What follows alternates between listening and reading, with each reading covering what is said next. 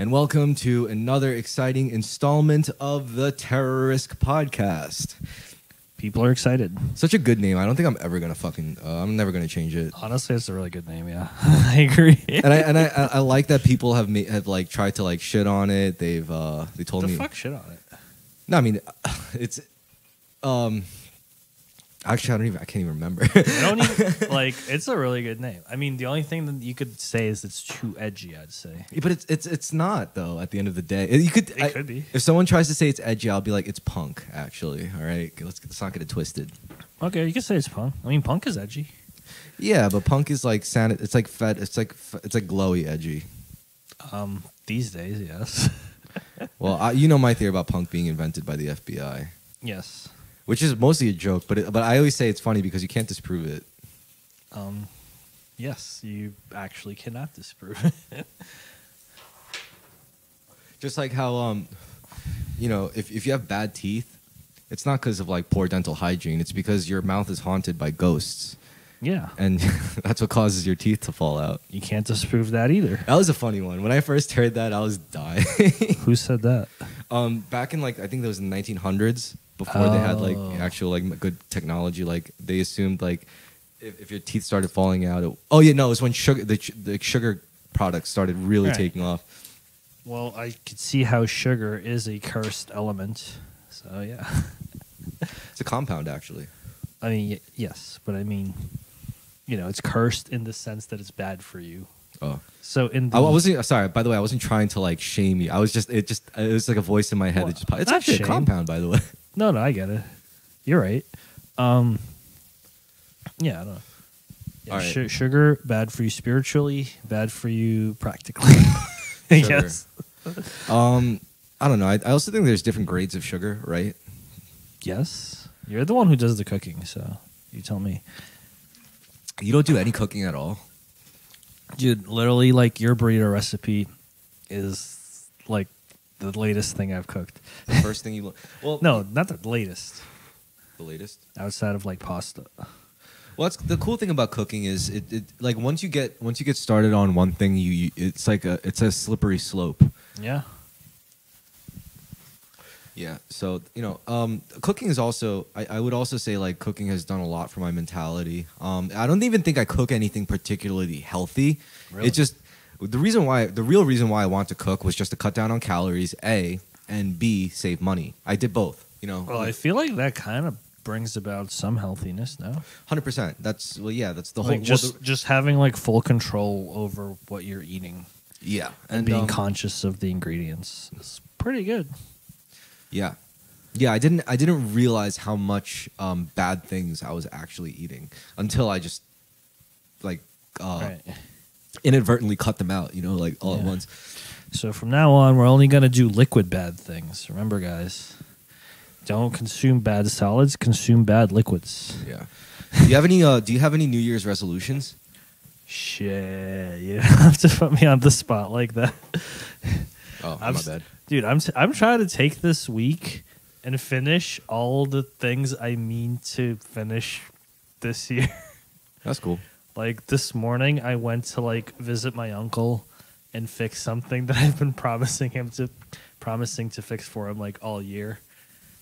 You know? Like, that, just stuff like that.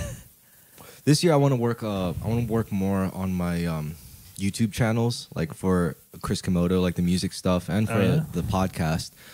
So for the podcast, I think I'm gonna after I record an episode and edit it, I think I'm gonna get more into like also posting like clips, like 2-minute bits from each episode. I'm gonna say you may benefit just from like editing the podcast, like slightly better. But I guess clips could work too. Like, I guess if you go on like a 10-minute clip and you cut out all the ums and ands, I think you're whatever's. No, that's not how you do a podcast though. True. I'm not a podcast listener. I don't know what people listen for. You tell me. Well, I know when it comes to say, look, I was originally talking just in the specific context of a YouTube channel because a YouTube channel is like plays by different rules than a podcast. Like there's overlap because people post their podcasts on YouTube. Yeah. But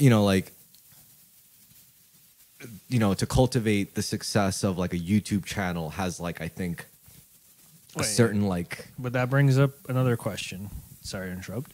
Do you post your podcast on other like purely podcast channels, or is it just YouTube? No, you're actually not the first person. Like another person recently asked me that. We're on Spotify, we're on Amazon Music, we're on Apple. Wait, are you actually? Yeah, dude, we're on every single major streaming service. Damn, so I had no idea. if you went on Apple iTunes, if you went on fucking Google Podcasts, if you went on Spotify, Amazon, we're there. I just don't promote it. I never promote. I don't promote this podcast. Because a part of me is like, I think the podcast would turn a lot less authentic if I cared more about promotion and gaining followers. I think I care more about promoting my music channel, the Chris Komodo channel, than like promoting Terrorisk. Because Terrorisk, I feel like it's almost becoming more important to me because it's more genuine and not like me something like it's not. I'm not trying to push it as like a super popular viral brand or content or anything like that. It's more like honestly my journal, like my diary at this point. Yeah. Wait, so we're supposed to be authentic? No, I mean, I'm authentic. Oh, fuck. No, I'm joking. I'm pretty authentic. Even when I try not to be authentic on this podcast and I try to just fuck around, I end up just like being like just... Yeah, it's hard to not be authentic. Well, when you're talking, this is why I like the podcast format. This is why I like minimal editing, because it's more authentic. True. And that's what I think is becoming more of a novelty in this modern like landscape of content. Is we're getting less and less authenticity with like all these bits of video that people are posting of themselves. That's highly edited. Well, yeah. So earlier today, I was watching a video by like a YouTube guitarist. He was talking about like the paradox of guitar playing videos, where it's like you gotta basically play like a perfect take, right? And you're gonna like edit it, and you're gonna like do a billion takes until it's perfect. But then like if it's too perfect, people are gonna accuse you of editing it and doing like a million takes. They're gonna be like, well, that's not how you really play, right? Like you just spent like all this time making like a perfect take. It's like, yeah. Do people have you actually seen anyone say that? Like, do people really have that kind of criticism of musicians? Hell yes. Oh my god. That's not how you really play, really? Yeah, dude. There's like people who accuse guitarists of like doing like sped up takes. No, what I'm doing saying, like composed takes. Like, all right, sped up takes, whatever. But when it comes to like what composed takes or a billion takes, who gives a fuck? Like you got it down. People do, because that's how they, keep their ego intact. And they're like, oh, that guy played like that whole difficult song, but he didn't do it in one take, or he didn't do it in one attempt, or he can't do it live, or he can't do it perfect. Like just insert level of cope necessary to help them sleep at night. But that's not the majority, though. The majority. I'm not saying it's the majority. I'm just saying that's like a thing people do, especially if they're guitar players and their ego is tied up in that. About those people. Well, that's a difficult question, actually, because on the one hand, you could say no one, but on the other hand, it does get under people's skin. Well, the way I see it, I don't think you'll ever see a hater that's doing better than you. You'd be surprised. No, I mean, I don't think you'll see a person who's hating on you who's doing better than you. I also think you'd be surprised. Do you know any? No, exactly. But I think it could happen. But do you know any? Because I don't know any. I don't know any haters who's actually doing better than me. Most people who are doing better than me are too busy doing better than me to hate on me. That is a thing, but I don't think I have haters. Like, you don't have any haters? Not like deliberate ones. If anything, I'm usually the hater. Do you think you have undeliberate haters at least? Haven't heard about them. Well, I mean, if they exist, they're not like coming to me with it. You know what I mean? Well, or if they are, like I usually just talk it out, and then we're like, cool. Well, if they actually come at you with it, then they already lost. No, not necessarily. They could have valid criticism. I don't know. Oh, dude, valid criticism or not, why are they criticizing you in the first place? Well, yes, it's not whether it's true; it's what they use it for. Exactly. But I don't know. I'm not opposed to being criticized.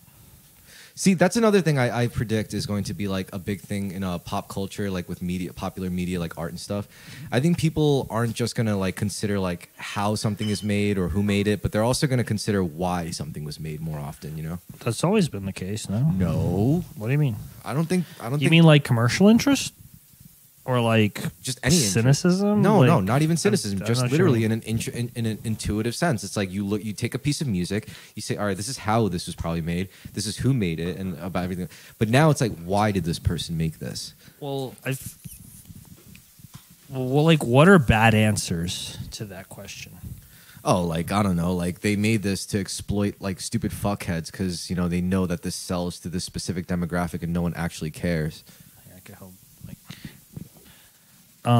Yeah, okay, but that's been a thing throughout time. I don't think that's novel. Yeah, but I think they're going to do it more often. Like, it's not something that's just going to be like seen as a snobbish thing. Now it's just going to be like, like that perception or sensibility is going to be applied to pop culture and not just like nuanced culture. I don't know. As far as I could tell, when it comes to industry plants, most people love to accuse everyone of being an industry plant except actually successful industry plants. At which point they just happen to like the music. Industry plants. I mean, because that's what you'd be talking about, kind of, right? Like, no, like I do like I believe in the death of the artist, right? Or death of the author, rather. But you can say death of the artist in this case too, right? It doesn't matter why the fuck someone did anything. What matters is the end product and how it's contextualized. I don't believe in that. No. I think the why has to come first. No, Yeah. because let's say you made like a cynical ass piece of like dubstep that you just thought would get played in clubs. No. I should correct myself. You're right. As in, like, as an audience member, the Yeah, why. that's what I'm talking about. Yeah, the why doesn't have to fucking. But matter. then who the You're fuck? right.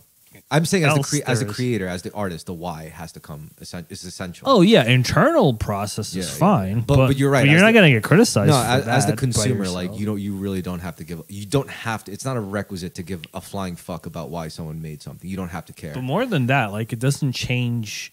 Well, it the could quality change. of your experience consuming it either. It yeah. actually could. Yes, that's but why it's another. It's not. I think it's just another dimension. It's just another dimension of like how you perceive a creation. You know. Well, I mean, to me, it's like, you know how like a lot of conservative people like Rage Against the Machine, Yeah. or like like classic rock, Okay. or jazz, Yeah. right? And it's all like rebellious music, Yeah. right? Non-conservative music. Yeah, and they're like, well, we're not like conservative, like we're the real free thinkers, right? Like they identify with the sentiment, even though it goes against the artist, rather, let's say, goes against most things that they stand for, right? They're still gonna be like, yeah, but I fuck with this. Yeah, I don't know. I mean, I don't really. I kind of take it as an example of. Well, here's why I have this. The root of that mentality for me, where I consider why something was made, is because I'm not just a person who consumes art, right? I'm not just a person who consumes media, but I also Sure. appreciate tools. I appreciate gear. I'm kind of like a gearhead, if you haven't Same. noticed. So it's like I don't. Sometimes like I'll look at like approaching art. Like an output of art, and I don't just appreciate it as a form of art. Sometimes I'll also appreciate it as a function of its existence. Like, you know what, this one art piece, it's beautiful. This is how I feel about it. This is how I feel about the person who made it. This is how I feel about why they made it. Yeah. But then when I consider like, but its mere existence does this to people, does this to the environment surrounding it. It has this effect on people who come near it. Therefore, those people have this effect on the world. I'm just saying, like, the reason why I come at suddenly like start to. I guess the reason why I personally, I think, look more into like the specific function of a piece of art is because I appreciate like things like tools, like swords and instruments. Sure. And like literally tools, like. I do too. I'm an engineer, yeah. So you could understand where I'm coming from, where like it's not such a stretch for me to like for normal people to like look at pop songs and kind of apply that similar, not same, but similar sensibility of why does this even exist though? Like what's its function? Like it's beautiful, I love it, it looks pretty, it sounds pretty, but why does this exist? What's its function? Well, and it doesn't have to have a function because art isn't tied to that. No, but no, it's but- cool when it does have a function. You gotta admit. You can try to make it have a function. A lot of times art does have a But- function, like clothes, for example. No, but I'm clothes is art saying- with a function, like. But I'm saying, like, let's say, you're looking at a pop song, and, the function of the pop song is to just, be like a really fun, like really exciting, like good time. I think there's also thing that makes a lot of money for the studio. But there's also like, are people going to be like, no, I don't want to have fun? No, like, I think there's also a beautiful way to look at pop music, where the function of pop music is to bring people together. Is that not like a beautiful and altruistic thing? Well, I agree. Yeah, so it's like, That's what I'm getting at. I mean, but that's what I don't think it really. I don't think it cares about that. But that's not true. I think there's plenty of pop stars that literally become pop stars just because they want their songs to bring more people together. There's nothing wrong with that. What do you mean by bring people together? All right, so like some people's earliest memories of a pop song is where it comes on and suddenly everyone in the store or everyone in the building or everyone in the area just gets down with it, and it's just It's an example of people connecting. You may not be able to identify with that. No, you may not be able that's to relate. fine. I get that. Yeah, that's fine. I'm saying in pop star, and like me as a person who's like, I mean, I'm pretty sure at this point I could say with Bo, like we're kind of like angling towards making some level of sad pop. I don't know, some sadness pop, whatever you sad core pop, sad girl, sad pop girl. I don't know. Well, Bo's a Lana Del Rey fan, so I'm a fucking bigger Lana Del Rey fan than Bo. Really? Yeah, I love Lana Del Rey. I literally never heard you say a single word about Lana Del Rey until just this very moment. I mean, no offense. I just haven't. Like, well, factually. we never. I don't know. It's because we never really listened to music. If I don't. What do you mean? I'm always in your car and you're like playing like techno. I play a bunch of shit in my car. But I never heard you play Lana Del Rey. That's not me questioning your credential. I'm just saying I've never seen that side of you. No, I don't. I guess it's fine if you don't see that side of me. But at the same time, it's like I'm not ashamed of it. It's not something that... I guess it's just something that was natural. Name 5... No. I could name 5 songs. You probably can. There's Summertime Sadness, name 5 songs. Off to the Races, Blue Jeans, Gods and Monsters, and Diet Mountain Dew. And video games. Yeah. Dude, I'm a big Lana Del Rey fan. Like, wait, so like what's your favorite? What, my favorite song? Yeah. Off to the Races. Really? Yeah. I don't think I even heard that one. It was the first one I heard that made me instantly fall in love with it. I was like, this is insanely good. Interesting. What album is that off of? Born to Die. I don't know, man. I'm not a big Lana Del Rey fan, honestly. I'm a big Lana Del Rey fan. I'm not good with her newer stuff. I could take her in doses, but like the early stuff, I'm like, this is too kind of dumb.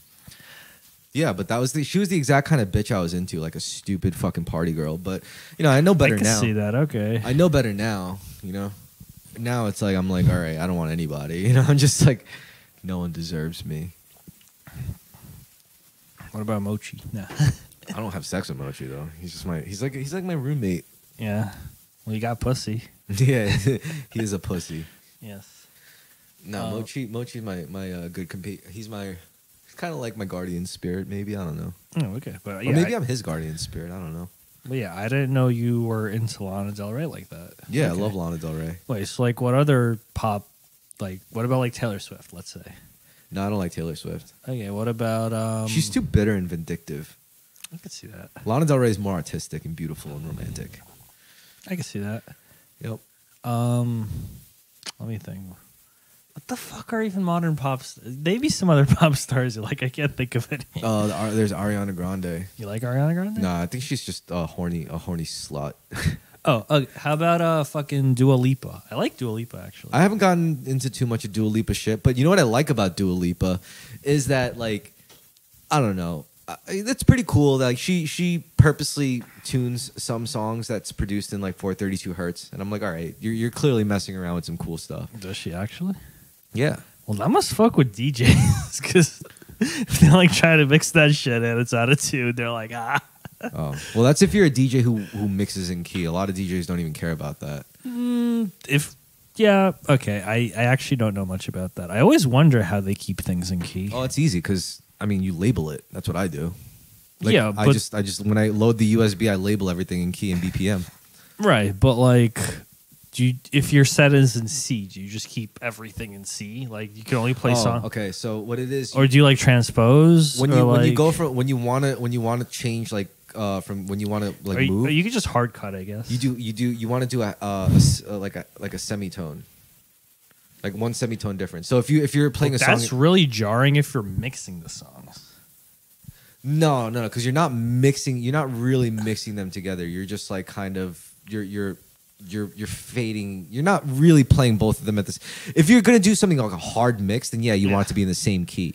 Well, but if you don't want to stay in the same key, then and you want to change. Like let's say you want to go from F to G. Yeah. In between that song, that that G song and that F song, you're gonna want to put in something that's in like G flat or F sharp. See, in my theory knowledge, I'd say put in something that's in C, because going up a fourth or a fifth is usually the way to go. Yeah, you could use relative keys. You could do. I mean, because the difference is, between F and C, you only have the B flat as the different note. No, because here's what you got to know about like dance tracks. They don't start with usually melodic content or chords. Usually, they just have the beat, like a doof doof. Yeah. In that sense, you don't really care. But then, like, so right as like the break comes in for the new song and you cut out of the old song, it's like it doesn't even matter that it's only a semitone. So then it just sounds like a chord change with the key change. But it's a less jarring key change, like a chord change. It's like exactly. It's a chord change more or less than a key change. So then after you play out that F sharp song, then when you finally get to the G song you want it to get to, it'll be a lot less of a jarring experience. But I feel like going from F to F sharp is like a really jarring change, because like everything moves by a half step. Whereas if you're going from like F to C, you're only having like a one note difference. You know what? I agree with you. I that's when I first started like figuring out how to mix in key like that. Like I never thought like you would just move from like semitone to the key like by semitones per song. Right. I would always thought like you would go by the relative. Like if I'm playing a song in G, I want to mix it into something in C or something. I figured that's how it works, right? I would think so too. Yeah. Yeah, but apparently when you're actually playing like full songs, to play another full song, to get to the next full song you want to you don't want to jump, the way you want to do it is go by half, like semitone to semitone, like, I don't know. Right, interesting. That's how I do it. I have no idea. But people don't even notice when I do it, because I'll play like 6 songs in a row in F and then play an F sharp song just to play 6 songs in a row in G. So it doesn't even, all they really get is a whole, a full tone difference, just go by like semitone with a song in the middle, like. Yeah. That always works, and it's never too jarring, and I think that's why that works, because it's just if you just go from like, make semitone jumps. If anything, I do think sometimes jarring is an effect you want, right? Like if everything's enough, maybe you get a little bored of the key. You want to like really give it like a change up. Yeah, and also you could always take the key lock off, and then just as you change the tempo, also the pitch changes. But that's hard mode. Yeah, because they're gonna be actually out of tune. Yeah, exactly. Unless it happens to have the ratio. Yeah. So you got it down to a T. That'd be so funny. It's like this is going from like 42 to 36 BPM, which is exactly like a half step. That's so silly. But then like you'd hear the track like literally like change pitch.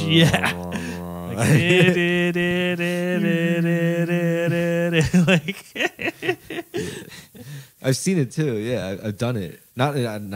I'm just if you own decks, you're gonna fuck around. You're gonna be like, oh, what happens if I do this? I still want to own some decks. Well, my favorite thing to do with decks now is having like preset cue points. Sure. So you're able to because then sets become a lot more dynamic. But that's kind of cheating to me. I don't like record box. I don't like the fucking cue points shit. I like hot cues. Well, but you said you like them. Well, I like them because you like the effect. I like them because I could do them. But I also know it's like it's a far cry from like what DJing means to me. Not what I think like DJing is as a universal standard. I just think to me the way I was brought up as a DJ was to stick as close as you can to the model of like 2 vinyls, which I'm already cheating. I'm already got 2 job wheels instead of vinyls. I mean, if it sounds good, it is good. That's such an easy excuse, but like no one knows. Well, it is. It's not an easy excuse because it has to fucking sound good. Yeah, but no one knows what sounds good actually means. No, they do. Like what? What does it mean?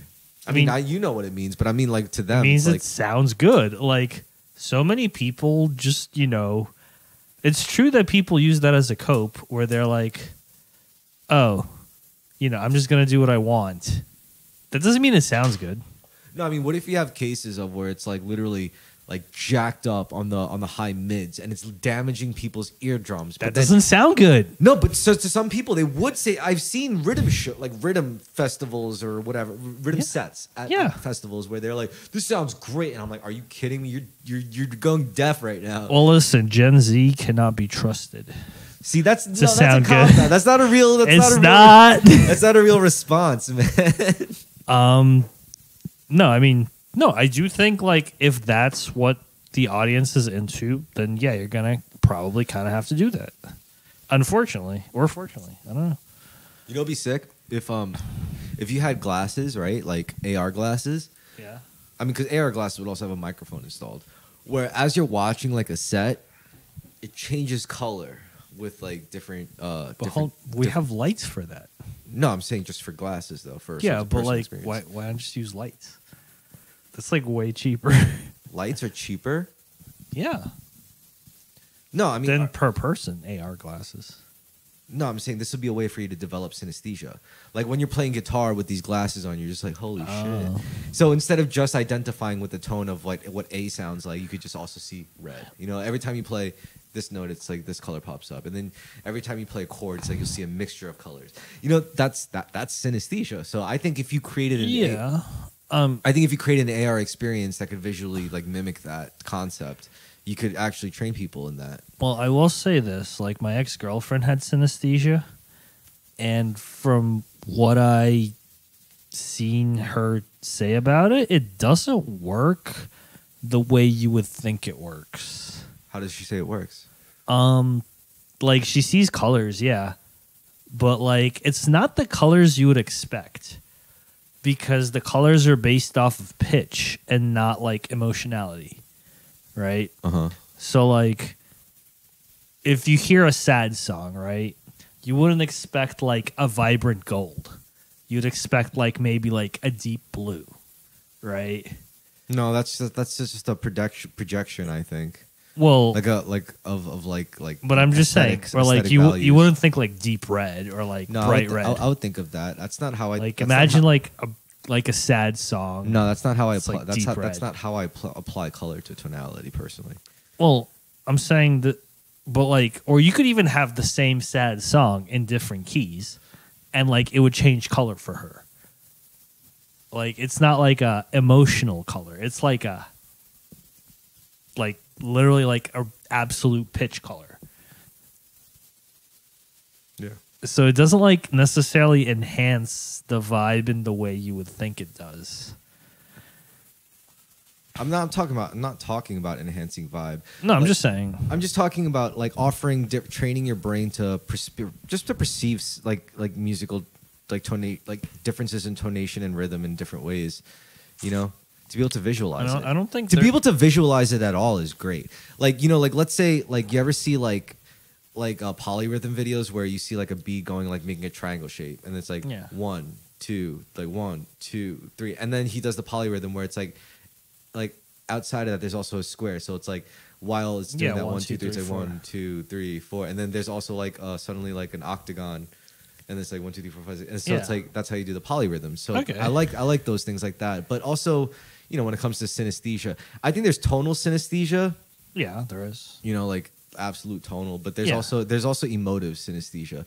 But the tonal one is more impressive because that makes you more pitch perfect, and that pitch perfect is like a crazy talent. Well, as far as I could tell from my ex, she had perfect pitch, and she had the color thing, but I don't know how related they were. Like, well, perfect pitch is one thing. There's also but I mean, like, I don't think she needed to reference the color to reference the pitch. No, yeah, I don't think that's like that either. But, you know, perfect pitch isn't even that useful to me, though. I mean, I think it's great. I think it's an awesome talent. I just don't think it would be useful to me because I think, like, I'm more concerned with, like, you know, relativity, you know, when it comes to, like, pitch. Sure. Like how, like yeah, a lot of people say that. But I also think, like, I don't have to be pitch perfect, but I'd rather be pitch perfect than not. You know, like, I would rather have that, but at the same time, I don't think it's, like, my main goal is to be pitch perfect, you know, like. I remember, like, my ex would like get. No, I'm good, thanks. Like, she would get into like weird trouble, where like if it's the same song in a different key, she would be like, that's like a different song. Right? Or like if something, well, I think she was okay with out of tune, but like, I don't know, she's not a musician, or like she wasn't like trying to be a musician. So like, you know, I think if she had to perform, it would like fuck with her. But like if she's just listening to it, she'd be like, oh, this is like a really different experience, even though it mostly sounds the same to me.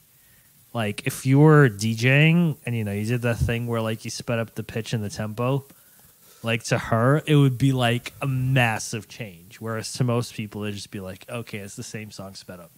You know? Well, it would be the same amount of change for both people. It's different degrees of coping. No, it's like it's a perception thing. Like because her mind just perceives absolute pitch in such a way. Yeah. Like moving the absolute pitch is just like really different. Whereas if you're relative and everything stays the same, you're like, okay, it's like mostly the same, right? Yeah, I like relative pitch. I definitely lean on relative pitch more than perfect pitch. But when I have perfect pitch, do you? What? You don't have perfect pitch. Yeah, so I could lean on it. Also, like, I imagine having perfect pitch, though. It's like, what would I use that for, really? Like, I would be able to copy things, okay? Yeah, it's actually really handy, in my opinion. How? Well, I guess the thing is, with perfect pitch, like, you can tell everything that's happening, usually, right? And that already is, like, a massive load off your ear training. Just because, like, you know what all the notes are, like, just by listening to it. Yeah, but does that really make composition easier? It doesn't make composition easier, no. But it makes, like, listening to a song and knowing what's going on easier. Yeah. Right? Which is a big part of composition. But, yeah, it doesn't tell you what to play or give you ideas. Sure. But, you know, if someone's going like C, G, C, G, and like you can't look at their hands, you would know right away that it's like C and G. For some reason, I feel like having perfect pitch wouldn't help you. Would actually make like just writing for the fuck of writing like harder. No, I think it's about the same. Maybe. I feel like it would make it harder. I think it would give a lot of significance to different keys. Yeah. So, like, you know, if you're writing a song in C sharp, it's going to sound really different than you know writing what, though? a song in E. I don't think I'll ever, like, deviate from, like, music, like, the system of notation and chords that we have. You mean you're not going to try, like, noise? I microtonal? Well, microtonal's fine, I guess. I just don't like noise. I hate noise. What do you mean? The genre of music, noise music. A lot of people hate the genre of music, noise. Do you like noise? I do. Well, I like noise rock. I don't like noise, period. I don't like harsh, like Merzbow is like not a favorite. Like the ski mask noise, you know, like. Well, I like Lightning Bolt. I like Melt Banana. Are they ski mask noise? They are ski mask. I don't like. Well, that. Okay, Lightning Bolt definitely has a ski mask. The Locust has a ski mask. I think they all have ski masks. I just don't like it. What do you like about it? Like, red pill me on it. No, it's so like I like noise rock specifically, right? Not noise. And what I like about noise rock is like it's like a really pure expression of energy, right? Because you could just kind of do whatever, and it's not constrained by tonal harmony so much. So you could just go like all out, just making really like energetic, like angry, percussive statements. Yeah, but you also got to understand, like, I'm a martial artist. So when I want to make not that I'm saying I want to make angry statements, but when it comes to like, you know, actual like crystallized expression of physical energetic force, like I think martial arts comes closer. If I want to make music, like I want to make music, you know. Well, hold on. But if I was like, you know what, if I was a music nerd and I didn't do martial arts, maybe I would be more compelled to like make shit like noise, I guess. Well, I don't know. No, the problem there is doing martial arts is not something you transmit. No, because you talked about the appeal being energy.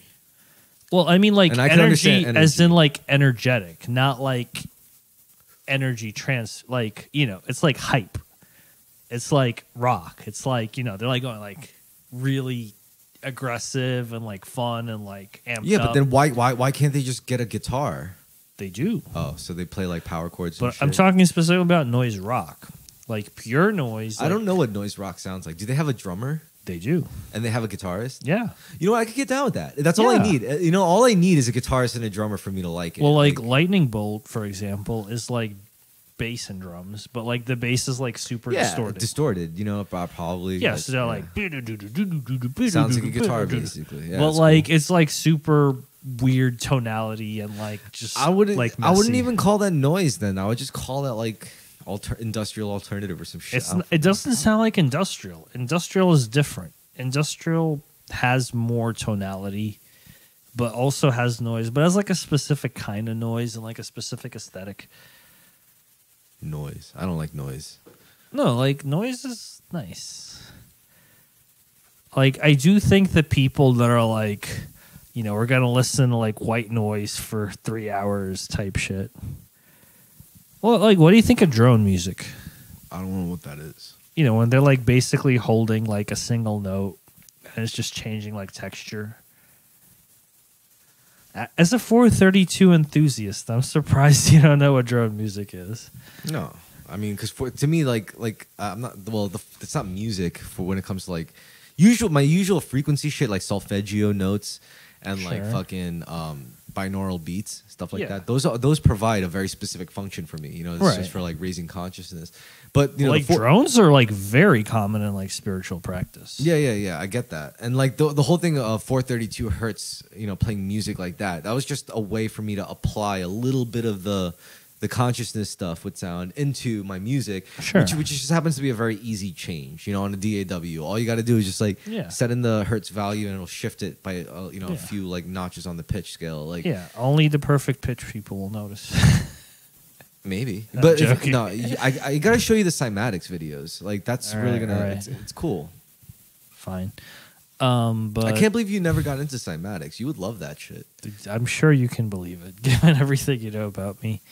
But no, I mean, I'm just saying, like, doesn't it sound cool? Like, you look at sand or water, and then you, in a specific surface, and you put in like different frequency waves, and it makes different shapes. Yeah, like, that's fucking cool. Awesome. That is awesome. And they look like snowflakes. Like, they're crazy. It's crazy shit, dude. It's awesome.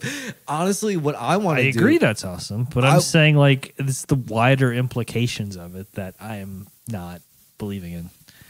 Oh, no. What I want to do, just purely on an aesthetic basis, is to have my own cymatics kit attached to my setup and just play notes. And I'm like, you know what? That looks cool and it sounds cool. You know, it doesn't just sound cool, but that looks cool too. And then I could, like, if I could apply that and, like, have that perception going for me, like, while I'm that would be awesome. Well, I will say in my experience, if you want to do visuals, having a dedicated... I don't want to do visuals. I want to do cymatics. The cymatics are a specific response. If you want to do anything besides play the music, having a dedicated person for doing that is usually helpful.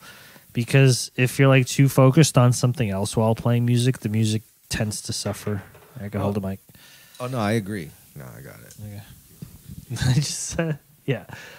No, because like I've seen so many people try to do music and visuals at the same time, and like unless it's like a choreographed dance routine or something, it's just not happening. Like if it's like visual artists and they're like trying to do like, you know, visualizations, like patterns and glitch stuff, and then they're like also trying to play, like they're basically playing at like half effort, or they're visualizing it like half effort, like.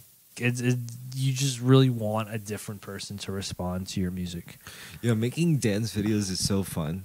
I know it's fun. Like I know it's, as a person who's like done a quite amount of editing video by now. Like I could just tell like that, like, you know, because like it's gonna sound stupid when you look at when you listen and look at the raw footage and the raw audio from the footage. It's gonna be like, yeah, you hear the rough footsteps echoing in the room, and you know it's like, oh, like that, the music playing from the speakers. But when you edit it, and you take of and course. you take out the footage audio and you layer it over with the actual music audio. Suddenly It sounds way better. Yeah, it looks way better because it's synchronized. You know, it's like it's great. Like, it's like a music video at that point. Yes, yeah. So I'm really interested in doing stuff like that. I just don't want to be the subject, but I might have to be. That's fair, but I do think there's a lot of. You just have to network, I guess. Yeah, you know, find people who are into that. There's a lot. I mean, I don't know them either, but I know they're out there. They're out there. They're out there. Out there, man. They're out like there. the aliens. I gotta ask around. That's all I gotta do. I'm sure I'll find a hit after Yeah. Hit. This is a good idea. I should do this. You know, like that's a great idea for a music video. Just have some dancer person. Yeah. Like literally, and then I'll edit it. I could edit this so good. Dude, go to a rave, get like one of those hula hoop bitches. Yeah. And then just have her like dance, and I'll give you $500 for like 3 days of work. I wouldn't even give her that much, but yeah, go for it. Yeah. You just be like, hey, you want to be in like a music video, and you get to hula hoop. Yeah. They'll likely say yes if like the song you're is cool. not terrible. Yeah. And then if it's a little terrible, you could pay them fine. I would hope I would save that opportunity for a good song, which I should just make. I think then once I make the next video, what I really want to do is I also got to do like a stream, because I gotta do both. I can't just make these cockamamie stupid fucking like NPC padding. Hold on, why are you trashing your efforts here? I'm not trashing it. I'm just saying I can't just do that. I gotta also like keep making serious tracks in the DAW. I mean, look, I like both. Yeah, I don't know. I agree that having the live performance can be less good than, you know, fully producing a track. Yeah, but I think I could do that pretty decently at least. Yeah, I mean, I like. Yeah, like. You know what? I like your when you hear the tracks. Zelda one, when you see and hear the Zelda one, you'll be like, "This is pretty good." Because like I noticed, like, you know, I know what gets hits now. Like I know what like actually gets the clicks. I'm getting an idea of it, not like I don't know it, but I'm getting a better feel for it. What happened to authenticity, man? I am being authentic about it. I'm authentic about getting the clicks. Well, all right, I'm getting the clicks the right way. Like if I have to do it by doing a Zelda remix where I'm padding out on an MPC, like so be it. Well, look, I used to be in a video game cover band. All right, but I'm actually going to do a cover. And you know how many clicks we got? How many? Not that many. Okay. But you know what? I don't even have to reference video games, and I get at least, like, I don't know, 100 views on like some stupid... Oh, we got more than 100 views, but there you go. It wasn't that many. Yeah, so some of the viewers were like, this isn't very good, but we appreciate that you did like a Final Fantasy cover. Oh, well, you know, I'm like, yeah, it's fair. I don't know. I could at least make it sound decent. I know that. I could at least make it sound decent. People love that stuff. I agree. And I think like once it comes out, it's going to be like so stupid. I'm going to be like, I put my heart. It's, you know, it really does work like that. Like you'll put your heart and soul into something you care about and people listen to it and they're like, yeah, all right, cool. And then you do something as a complete and utter joke and then everyone's like, yo, this is sick. I think it's just because, you know, it's the you come at one with an abundance mentality and you come at the other with a lack mentality. And I agree. That's why one works out better and the other one doesn't. I don't think it's always so consistent, though. I mean, I feel like you need both. I think you need like joke like, you know, throwaway shit that you just put out for fun. Yeah, that's like cool. Well, that's also, and then you also need like effort shit. But that's authentic to me because that is who I am. Like I do authentic shit, but I also joke around a lot. Like I joke around a lot. But I think that's most artists, right?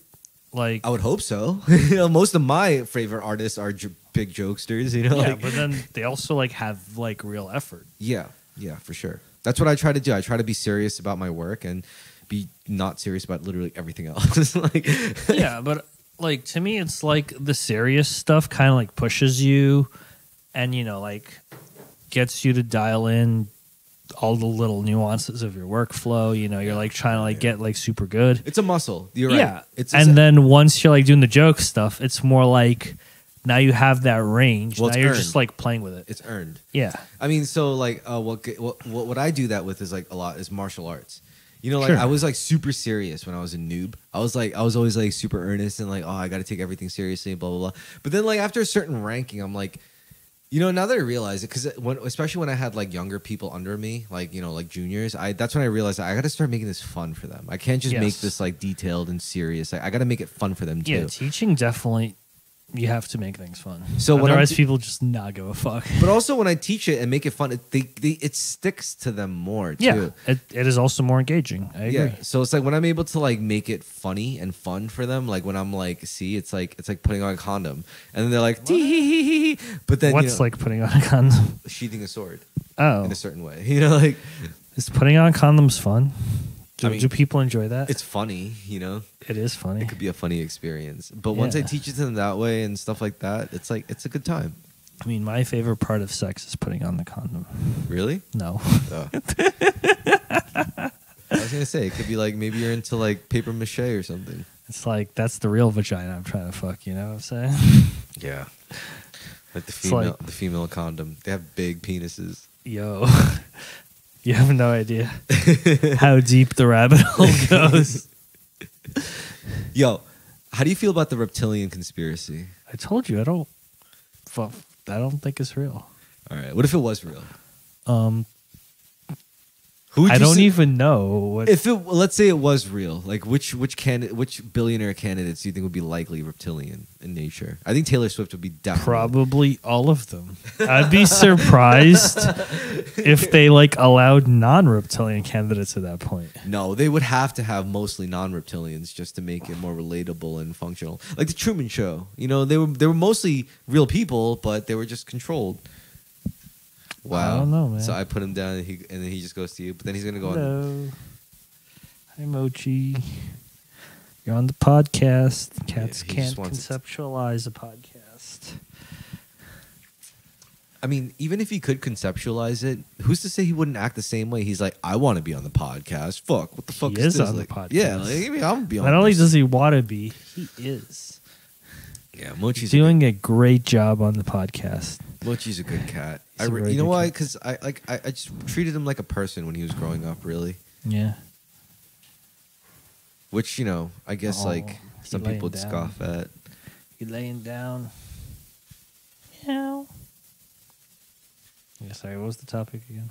We didn't have one. We were just winging it, which is a good episode. I'm saying like what were we just discussing?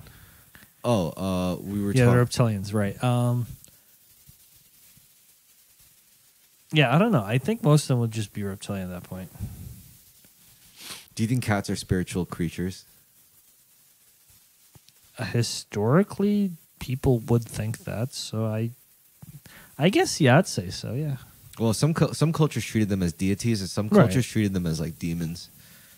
I mean, both of those things are spiritual. For the record. I mean, I'm just saying cats did cause both hell and they did a lot of good too. For example, they caused hell by like wreaking havoc in a local ecosystem, right? And like destroy shit. But they also helped because like let's say you were a store owner. Yeah. They keep the mice away. Yeah, they would kill the mice. They would kill the vermin, literally. Yeah. And cats did a good job. Like even if you had a cat in South America, like there's a lot of things in South America that would fucking kill you. But a cat would kill them first. Like we're talking like scorpions and shit. You might be thinking of Australia, but okay. No, here's the thing about Australia. So Australia, things are so bad, a cat would not say. A cat would. That is also true. A cat would get fucked. Yeah, because Australia has weird and unholy things out there. Yeah, I don't know what level they're on. Like it's like that's where God put all the freaks of nature. Yeah.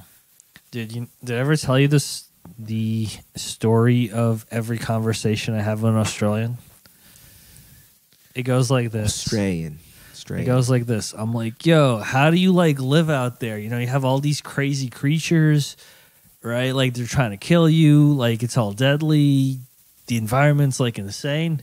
They're like, oh yeah, it's not a big deal. You just like check your shoe before you put them on.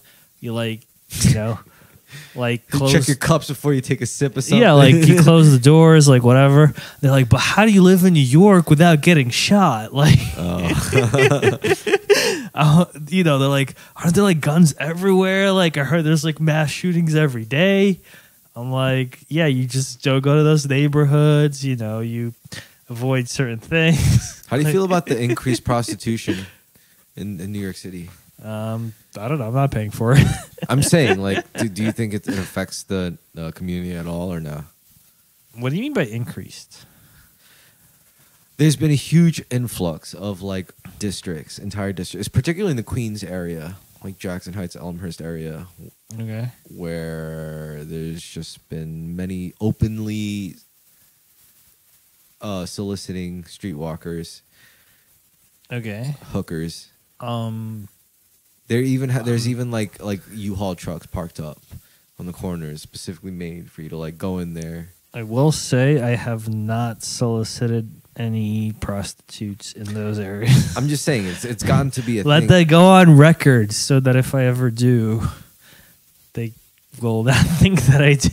So what if you did? It doesn't matter if you did. No, I'm joking. I'm just saying, how do you feel about the fact? Because it wasn't like that. It wasn't always like that. Well, I mean, but just because something is open doesn't mean it's necessarily increased, right? No, it has increased because Okay. it's like, wait, what do you mean? It just because? No, but like, what's the demographic of people who get those prostitutes? Is it like normal people, or is it like people who get prostitutes normally? I mean, we're not talking about your life savings. It's just probably like, What are we talking about? I don't know. Like, you mean I like, don't know. how does it fuck them up financially? maybe like $200, $300 or something. Well, I'd say like OnlyFans is probably a bigger problem financially. No, it's not. OnlyFans is literally nothing. OnlyFans is literally nothing. You're paying for nothing. It's like yes, like, to you me- are paying for nothing, No, but no. you're paying for it.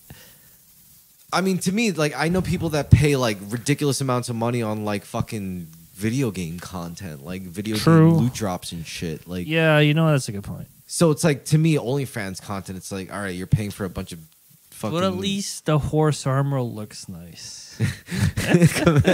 Yo, but then maybe they treat it the same way. But you know, it's like, Well, maybe if you show your boys, like, yo, I paid, $60 for like ass pics of this girl in like my favorite anime uniform. Like, I don't know. But it's like the same as like, would yo, you I got share this that? crazy skin that only came out Yeah. once every 10 years. You know, Well, like, gaming is a social activity, so it makes sense that you'd be like, OnlyFans is a social activity, literally. I actually don't know. I've never been on it. No, I mean by infrastructure, like the infrastructure of the app itself. or Yeah, I the mean, pro- there's like a chat. I guess in that sense, it's social. No, it's not just a chat. It's the same model of profile content generated by profile. You subscribe to it. No, but I mean, like, for the viewer, not for the, the attraction. Like, how engaged with other people is the viewer Oh, beyond the, the attraction. the content is what really drives it. No, but I'm saying, like, in a video game, right? Like, if you're playing and you have skins on, it's like a multiplayer game, right? Like, everyone sees your skins. Right, Yeah. so everyone's like, "Oh, that's cool! Like, you got that skin, But right? this is Like, you're different. like, it's, showing off. it's more parasocial. It's like, Yeah, oh, I got this skin. yeah, like only you and the person who sold it to you knows that you bought those things. Yeah. So it's not. It doesn't have like the same cachet necessarily, or cash. Is it cachet or cash? Whatever. Don't answer that. Yeah. All I know is OnlyFans is not that much of a problem. I think that's gonna die out real quick. I think. Really? Yeah, that was such a stupid fad. I think like. I mean, I think it's stupid, but I don't think it's gonna die out. I think it's gonna die out. What do you think of like video game streamers? You think that's dying? No, people are always gonna want to stream themselves playing video games. No, but I mean in terms of like a revenue source. Oh yeah, I think it's already a saturated market.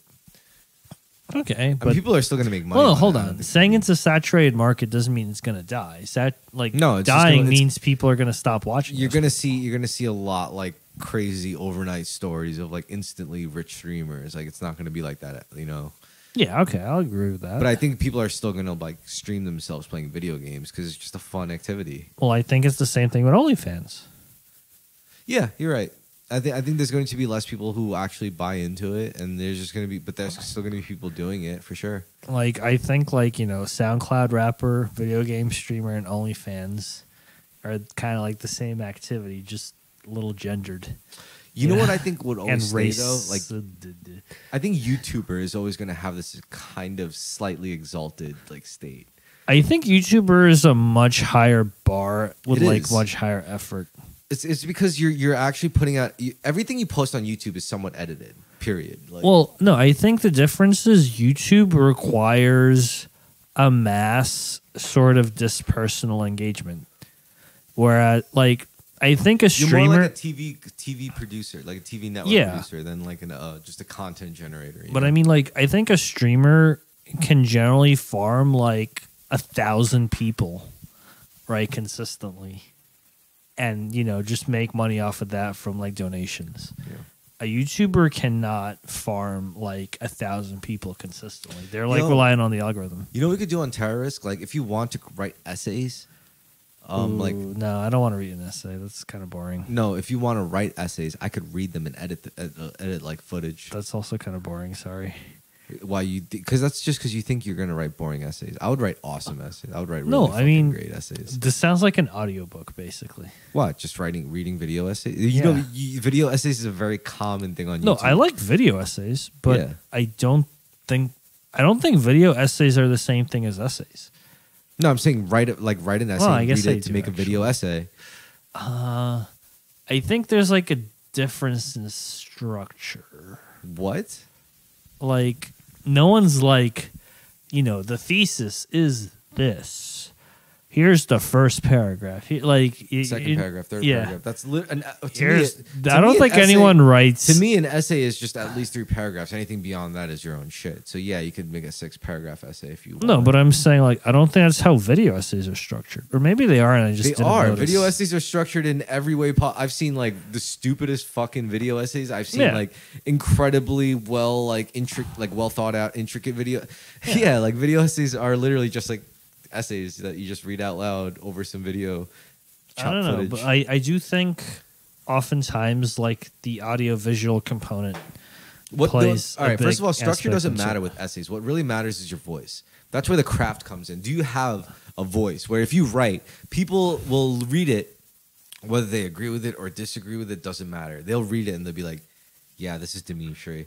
They'll just read it and they'll be like, this is definitely Dimitri's shit. You're correct, but you'd be surprised how much organization plays into that.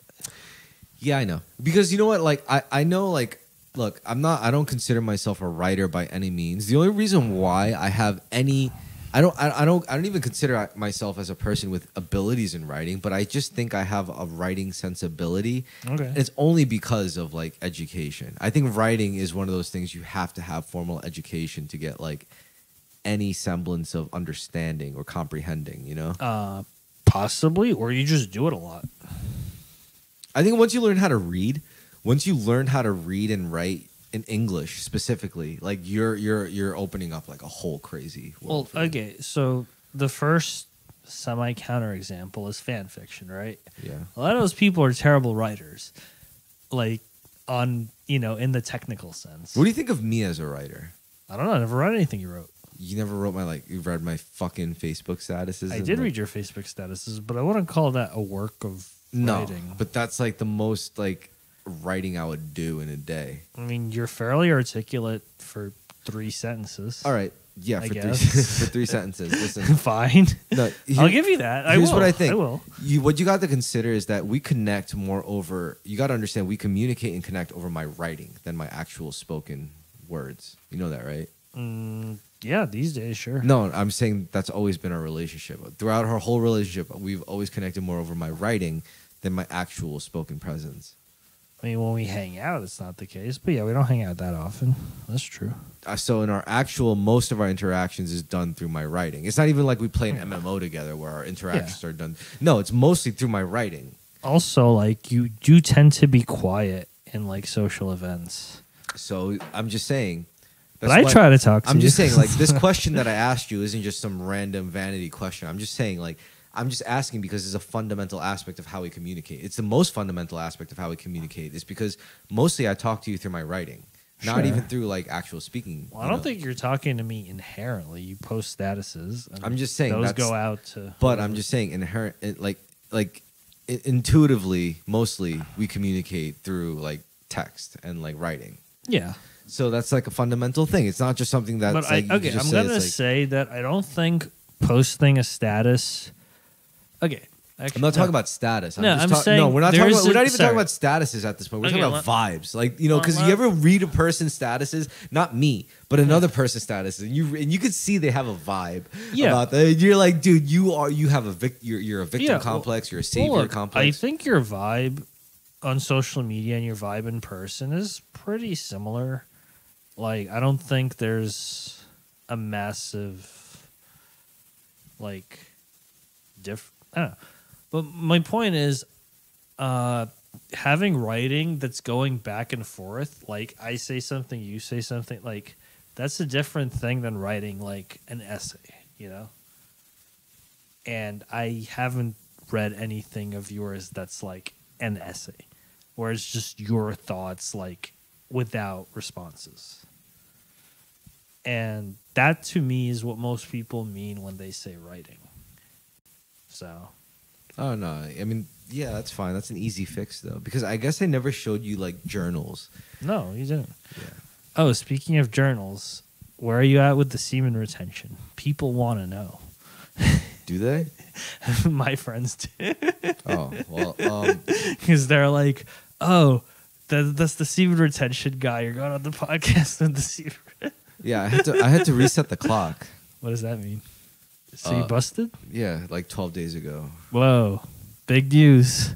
How was it? It was great. I busted in a condom. And okay. So you like banged someone? Yeah.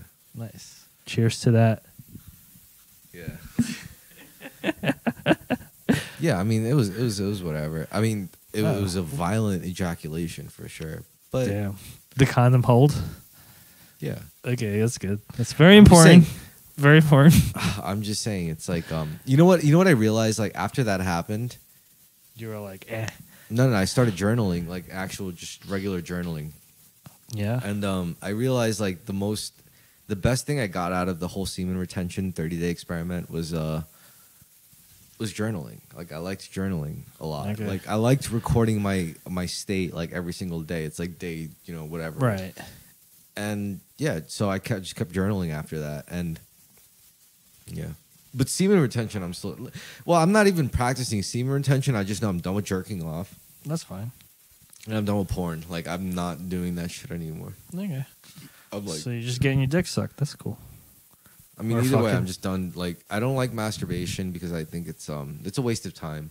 It's a waste of energy. That's what I'm more concerned about. Not the time, it's the energy. I think I don't like expending the energy on that. I mean, in my case, like, I'm doing it precisely to expend the energy. Because, sometimes I'm just left with too much energy in the day. I want that extra energy. I want to use it. I can't sleep. Or, like, I yeah, can't, and you know what I do when I can't down. sleep? Like, I do stuff that I wouldn't be able to do if I was sleeping. No, but then, like, it'll fuck up my day the next day. Well, you can't just make yourself go to sleep when you have to sleep. I cannot. Oh. That sucks. It does. It's like the story of my life. You have to learn how to do that. How? People in the military do it. Yeah, I know, but I'm not in the military. My sister's in the military. Does she teach you? No, I mean, she didn't have to teach me. I know how to do it before. Is it just like a natural Korean instinct? No. It's actually it's a technique. Yeah. So what you got to do? Well, you have breathing problems, right? Maybe. That's what makes it hard. Do you have like apnea, sleep apnea at all? I don't think so. Do you snore? Supposedly, but I don't notice it. Yeah, because you wouldn't know because you're sleeping. Yeah. I know I snore and I have sleep apnea. So like I have to like specifically arrange myself to ways to like sleep. Like I'm a side sleeper and stuff like that. Yeah, sure. But to make yourself sleep on command is you have to like relax every muscle in your body down to your like organs, like your breathe, like your lungs. Like you just have to make everything relaxed and just literally every muscle just let it go limp. They teach this in yoga too, apparently. Yeah. And like if you lay there like that, within 5 to 15 minutes, you'll be out. Now, what could get in the way of this? It's always breathing. Like, sure. Like the only thing that gets in the way, like if you're able to just let every muscle in your body go and just like relax, the next step is your breathing, and that has to do with like your sinuses, the arrangement, because a lot of people have like sinus problems. That's all genetic. So it's like, or their tonsils are too big and they never got them removed or some shit. I actually did, but yeah. Yeah, so that's what I'm saying. Like, so if you have that, then you gotta just figure out the right angle. You know, some people are if I mean, I know my angle depending on the bed. Like in my bed, I know my angle. Yeah, but until like I can't just lay down in that angle and fall asleep. I have to roll around for like a good 30 minutes at least. Yeah. Another thing is, you can't have screens in your sleeping space. I don't. Good. And another thing is, yeah. So then all you got to do is just like do that yoga thing. But then on the other hand, I know plenty of people who like look at their phone till they pass out, or like watch TV till they pass out. And that works for them. I mean, we're just all I'm speaking on is like the method to just make yourself pass out. Yeah. Because you have to do that sometimes. Like, I mean, you have dude, to. honestly, the most successful thing for me to fall asleep is jacking off. Well, more than jacking off. There's this YouTube channel called 8-Bit Music Theory. And You're such a fucking dork, man. Yeah, but like, dude, you should check this thing out. It is literally like the most calming voice, just talking like really technical information with like soft music playing in the background. I don't like it when it's the common automatic voice. KO. You know what I hate? I hate when it's like vital information that it needs to learn, but it's the most soothing voice who's teaching it, so you just like fall asleep. If you're into it, you'll pay attention. No, I mean, but I'm even just if I saying, pay attention, it's so soothing. I'm like, oh man. No, I do legitimately recommend it both for sleeping and for music education. Like, but oftentimes if it's like, past 1 a.m. and I'm like, oh, let me learn this music, I'm just like out. You know what I got to do? Since my one music account is still like has never crossed any ethical lines or whatever, I'm eligible to go search for sponsors. Like, all I got to do is show them what I can do, which is not a lot. But I thought you were gonna say you're gonna do like ASMR or something. No. I'm like talking about like imagine me getting like sponsored or whatever. Yeah, like by like headphone companies or like MPC like a MIDI controller company. Yeah, and they'll give me cool shit or like synth companies. Like maybe they'll send me like a unit and I got to send it back, but at least I'll have it to make content with it and try it out. And you could try it out. Yeah, I mean, from what I understand, every synth YouTuber complains about how hard it is, but I think it's pretty easy to. I would imagine it's pretty easy. But like, I mean, if you're making a living from it, it's probably hard. Yeah, I'm not making a living from this. No, yeah, I'm just doing this as long as I have the energy to do this, then I'm good. So it's like, I think like I could probably start contacting people now, like where I can just like, yo, dude, I'm not big, but I'll make an honest review and you could see my skills. Just look at my video. Yeah. Like if you think I'm garbage, then whatever. But if you don't, then give me your gear and see if I become better. Yeah, I mean, I feel like most people start off, buying it until they get enough viewers to get it set. But you could try first contacting people, yeah.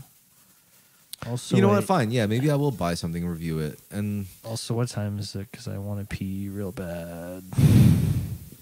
We're about like an hour and 7 in. Okay, that's a good pee time. Yeah.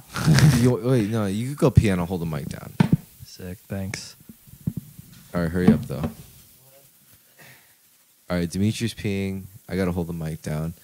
So this will be a good time to give my shout outs.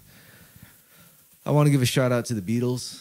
That John Lennon, he's quite a bug man. He's half bug, half man. That's John Lennon. The whole band.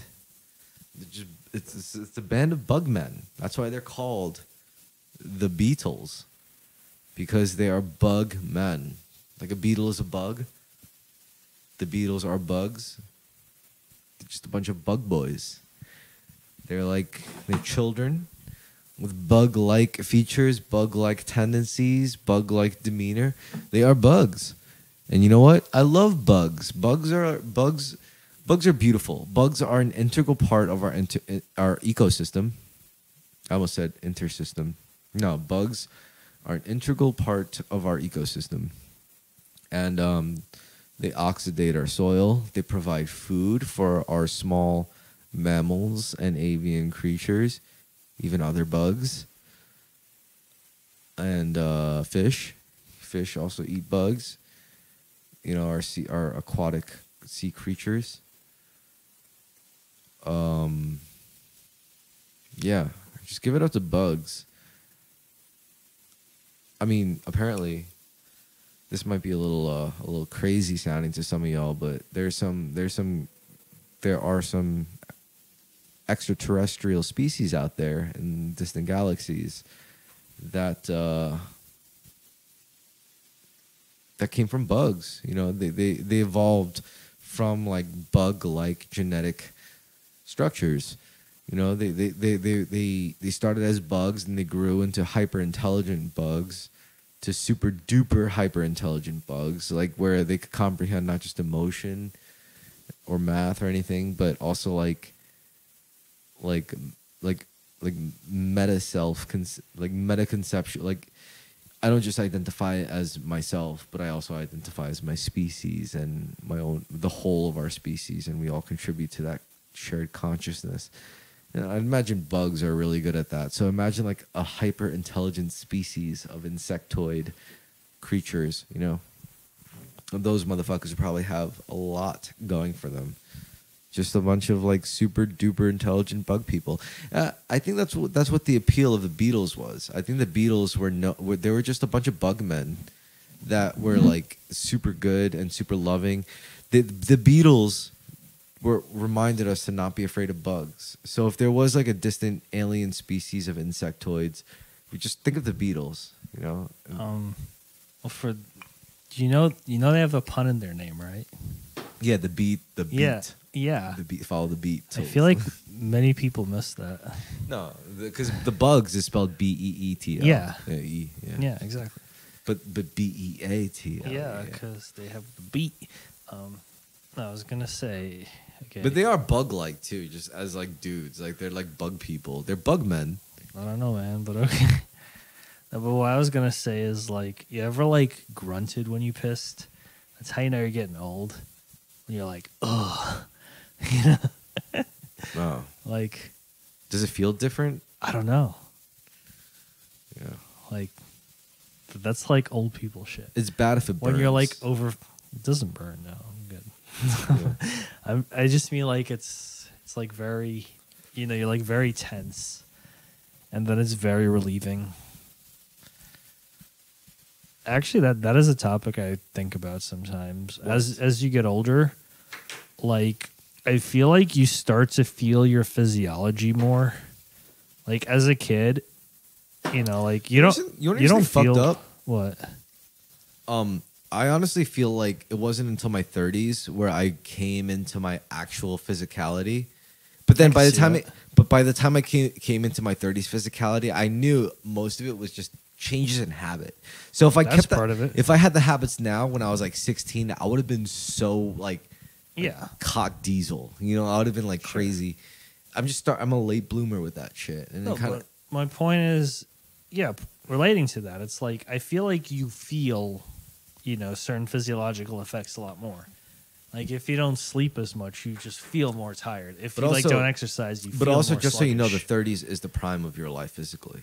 For men? Yes. Oh, well, shit. I mean, I feel great. Like I feel, honestly, physically, I feel the best I've ever felt. I mean, I definitely don't. Well, I also like did a lot of overhauling. You know what? Honestly, this is gonna sound sexist, but straight up, I was the unhealthiest. Usually was when I was with a girlfriend, and I know I'm just projecting, and it sounds like I'm just like, gotta get like some home cooking bitches, you know? No, I gotta get no matter what bitch I'm with, whether she likes McDonald's, home cook, whatever. It's her job to make me fat. It's my job to make me not fat. I don't think that's true.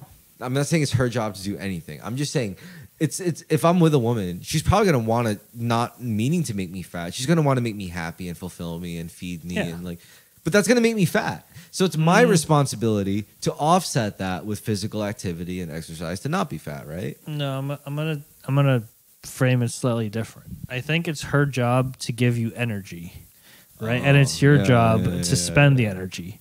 And if you don't transmute the energy, and then if you don't, you're going to get fat. You're just going to take that energy and store it in your body. See, that's going to be a sign that you're not doing with it. You don't like to look at things spiritually, but you like to look at things energetically.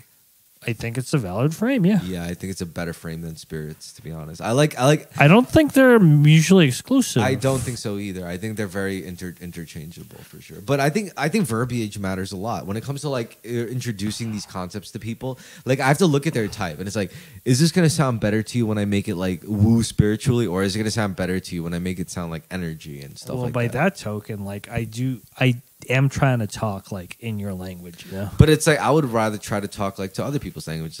But it's like if we do that so we could both agree at this point it's energy. Energy is like this is the most agreeable way to look at it. It's but like I mean, different it's types also of energy. energy in the literal sense. Like if someone is giving you food, they're literally giving you energy.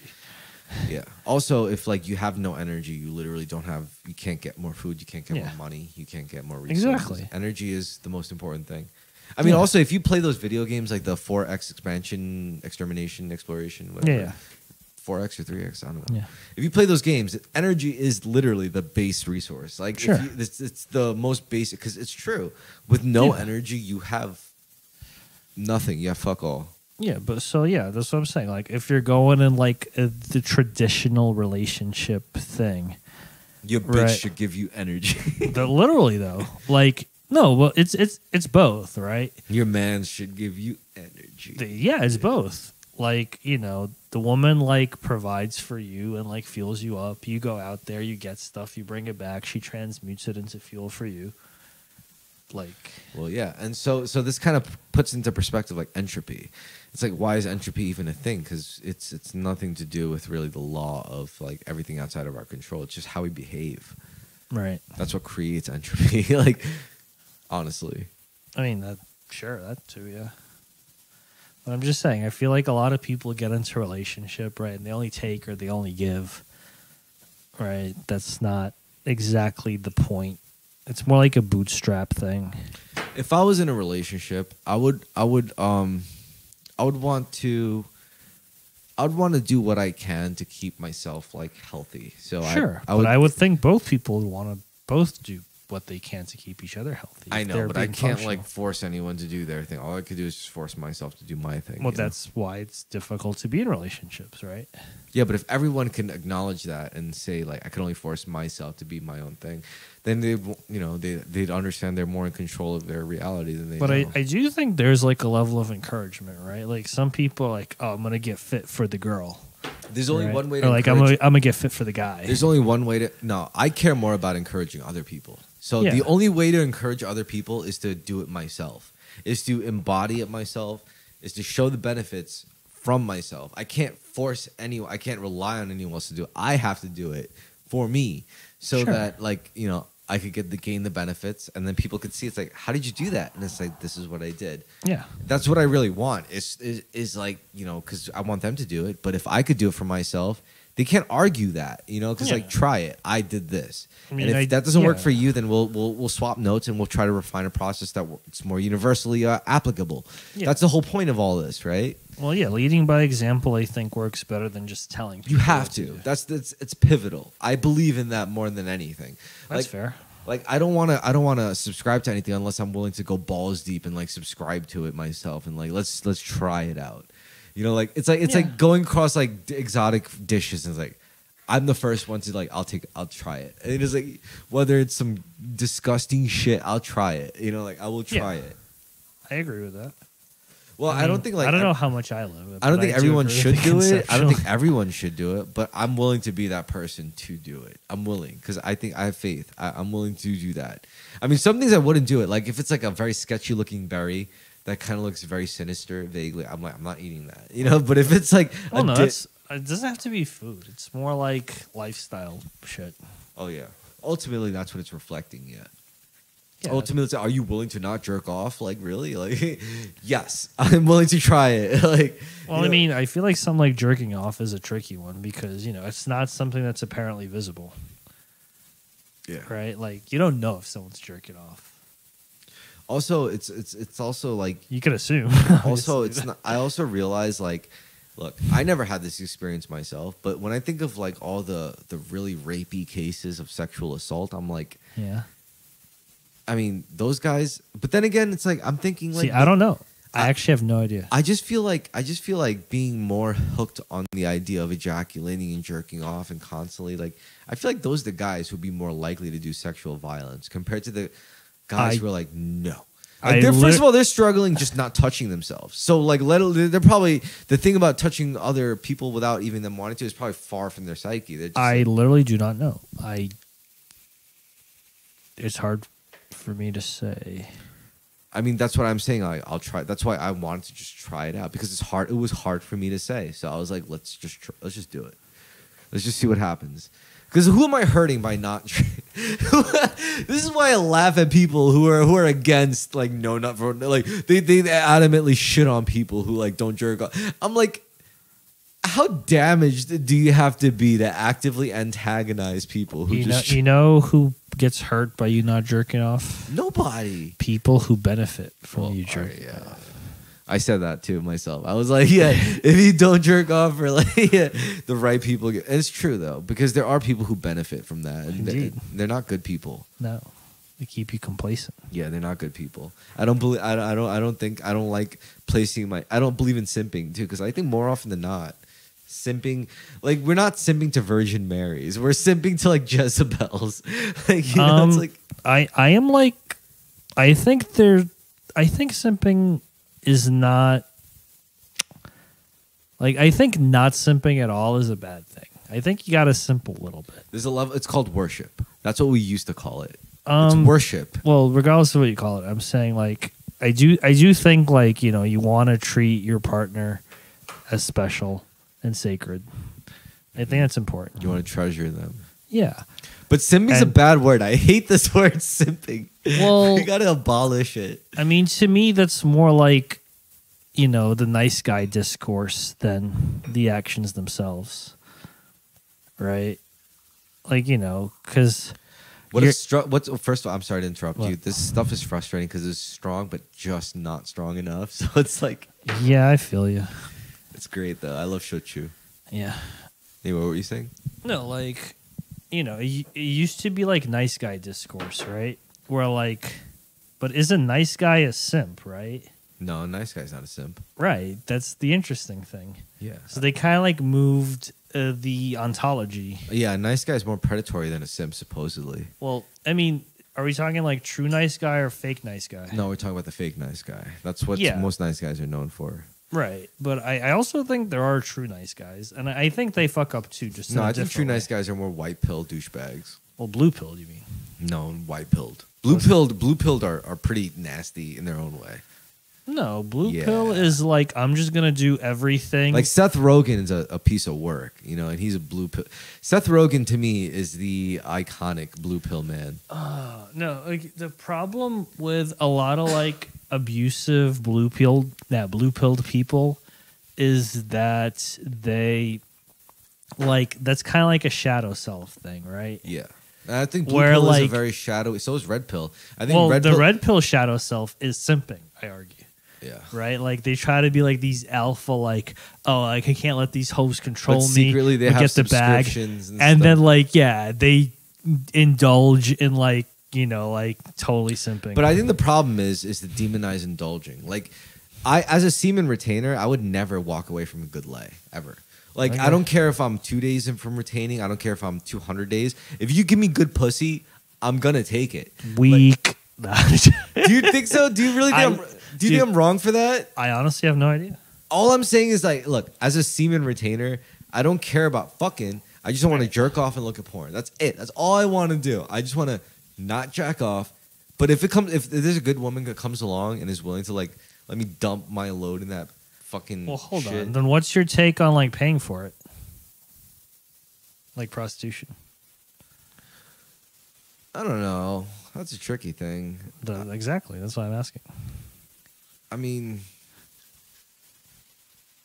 like you're not jerking off, but you are paying someone else to jerk you off effectively, right? Yeah. I guess it depends. I mean, first of all, that widely depends on how parasitic is it. And what makes it like I'm not talking about like financially, economically. I'm talking about like energetically. Right. So like let's say you're like a really like fucking not taking care of yourself, looking to like a meth head with like, you know, whatever, and you're not in a great shape, and you're out there fucking whores, and you know, it's like that's like a bad look. But let's say you're like, a billionaire and you're like fucking with escorts, you know, could still be bad. Yeah, it could still be bad, but who do you think's having a better time? You know, like honestly, I don't know. Depends on what's going on. Yeah, it's really the sexual dynamics. I think what really the point is how you transmute the sexual energy. So it's like if you really just can't not dump it in a bitch or into a fucking napkin, like it's not good. Like you gotta actually like, and and the problem is I don't think it's that hard to transmute it either. I think it's really easy. But that doesn't mean you're always going to. Another problem is it's a lot of people are so promiscuous where it's like it's really easy to just engage in promiscuous sex. Oh, actually, that reminds me. Recently, I found this YouTube channel. I think the guy's name is like Alexi Welsh or like Alex Welsh, and he's like this British Russian dude, and he just like speaks in like this heavy British Russian accent about sex. In like a really straightforward way. And I think it's the funniest shit. He's just like, and so you cannot just go for the clitoris. You have to like caress the woman and give her the touch, and then she will like the sex. Like, but he actually gives really good advice too. Yeah. But I just the accent really it's a brutalist take on like sexuality. Yeah. No, but like one of his theories was like he believes that like sex shouldn't be about just coming. All right, you know what? Here's my take. I was like, that's valid. And he talks a lot about the energy exchange too. Here's my take on sex work. Yeah. It's okay to indulge in sex work if you're willing to like eat their pussy out and engage in like the foreplay and all that. No, shit. you should not eat a hooker's pussy, dude. I'm saying I'm sorry. I'm just no, that's your logic. That's talking. a danger zone. No, that's your logic talking. Definitely put the condom on. It's logical, right? No to skin contact like but that. But I'm saying, if you as a human are willing to like stick your tongue in a hooker's pussy, then why are you paying? Good point. I'm just saying that's an example where it's. Where I'm not entirely disagreeing. No, I'm saying that's an example where it becomes ethical. Like, yeah, you're paying for it, but you're willing to put your neck on the line too. Like you're taking every dick she ever took too by like eating her pussy. You know, just get a normal girl at that point. I don't know if you're willing to like eat a girl out. This is what I should tell. Well, okay, it's a little tricky, but what I should tell sex patriots, like the guys who go to like Thailand to like fuck hookers and shit. I'm just saying, if you want the moral high road, eat their pussy. And no fucking like idiot on the fucking Facebook or forums will ever be able to talk shit. Just be like, listen, talk all the shit you want, but I ate their pussy. All right, I ate their pussy. Well, hold on. There's just one minor technical issue with this. What? Are they good at it? Because that's a good question. Like, if you're eating the hooker's pussy. And you're not even good. Experience. Yeah, like you're not doing anyone any favors. That's just like a downgrade for everyone involved. You know what? I guess the only way to like. But like, if you're good at eating pussy, you're probably not having that many problems getting like, girls. But then the question is, it's like I feel like a sex worker who truly wouldn't enjoy that would be like, let's do this again next time. Except next time, don't even eat me out. Just fuck with me. Like, don't do that. Just I mean, some might say that, but like. But then if she says, do that again, then you know you did a good thing. But like, if you're her client, like for all you know, if you're her client, for all you know, she could be like, "Oh, this is like his fetish. Like, I have to let him keep doing this." And but like, she could easily say, "Can you not and just fuck me?" No, because like if she's trying to keep the guy, right? She's not gonna like insult. But at this point, like, we're talking about game. like calibrating. Like, is he gonna eat me out? Is he just gonna fuck me? She doesn't know why he's eating her out. Or like what, like his objection, like his if there was a VR game that let you immerse yourself in the whole lifetime of hooker in the span that you could play. Okay, let me put. Would you play this game? No. Like let's say in 5 real life minutes, you could live the whole lifetime of a Latino hooker in 1980s Miami. Would you play this game? No, I would. Sounds like you get raped a lot. I mean, yeah, but it's a game. Like some like drug fueled like random. But it's a game. Like, you know, yeah, it's 5 minutes of. I don't know if I'd want to experience rape in a game. If like it's like full, you know, you don't want a little sensation. bit of, just as a treat, you know. No, that's not a treat. What if you were bad, man? What if you had opportunities like to escape and not get raped and stab the guy instead? I don't know if I'd want to murder someone like this. What if you stabbed him in the hand? None of it sounds pleasant. Okay. You wouldn't play this game. You wouldn't play this fully immersive hooker game. I mean, I feel like there's a whole number of directions this conversation can go in, but I mean, we saw the Rick and Morty episode where they had played that game. Dave, it's like, oh, he's playing Dave. Yeah.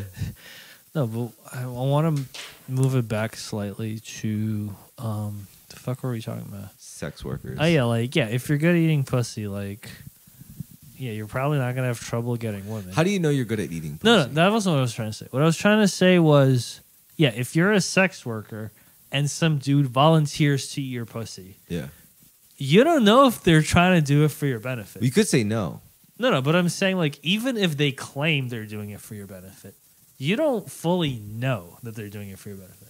For all you know, this is their way of getting off. So you can't like explicitly reject them. But you could say, well, also you could go by, if you're, let's say you're an experienced hooker and you know, most guys don't eat me out. Yeah. Unless most guys do eat them out. Well, like if they're going to say no, that means they're just really like not into it. Like really not into it. Also, I don't know. Do guys try to eat out hookers? Like, do they? No, they do not. Are you sure? Yes. It's because there's a lot of dicks that go in and out of there. Like. This is just. I mean, I believe there's some. No, I remember. I think the people on Epstein Island didn't care about eating them out. I remember one time I was on like a video game forum, and I was in the off-topic thread, and some dude wrote this like whole post about like his prostitute experience, and like part of it was that he ate the hooker out. Okay. And that was like a side, thing in the story. They had like a main question.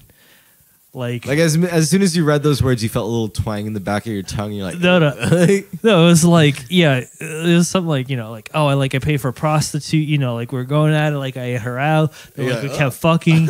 Then like, this other thing happened, and like I just want to know what it means, right? And like all the replies were like, dude, why the fuck did you eat out a hooker? Why did you stick your tongue in that, dude? Yeah, like it was like literally like, I don't know, like 20 pages of like the whole forum being like, why did you eat the hooker out? Like what?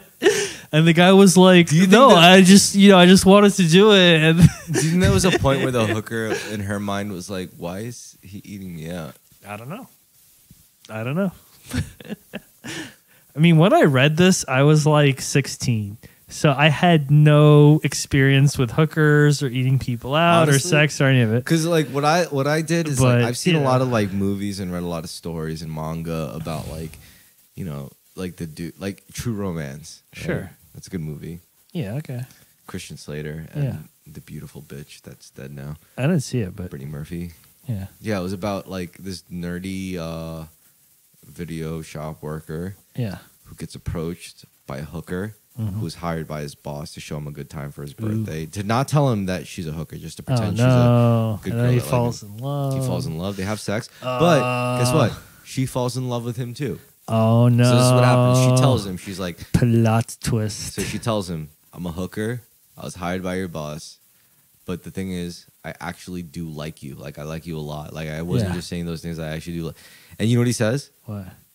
I don't give a fuck if you're a hooker. Like, if you're serious about what you say, that you actually felt that way, then I love you too. And guess what? Aww. They really meant it. Like, both actually did feel that way about each other. Yeah, I mean, it's also a movie, but sure. But so the problem was, the conflict was, they had feelings for each other, but she was still owned by the pimp.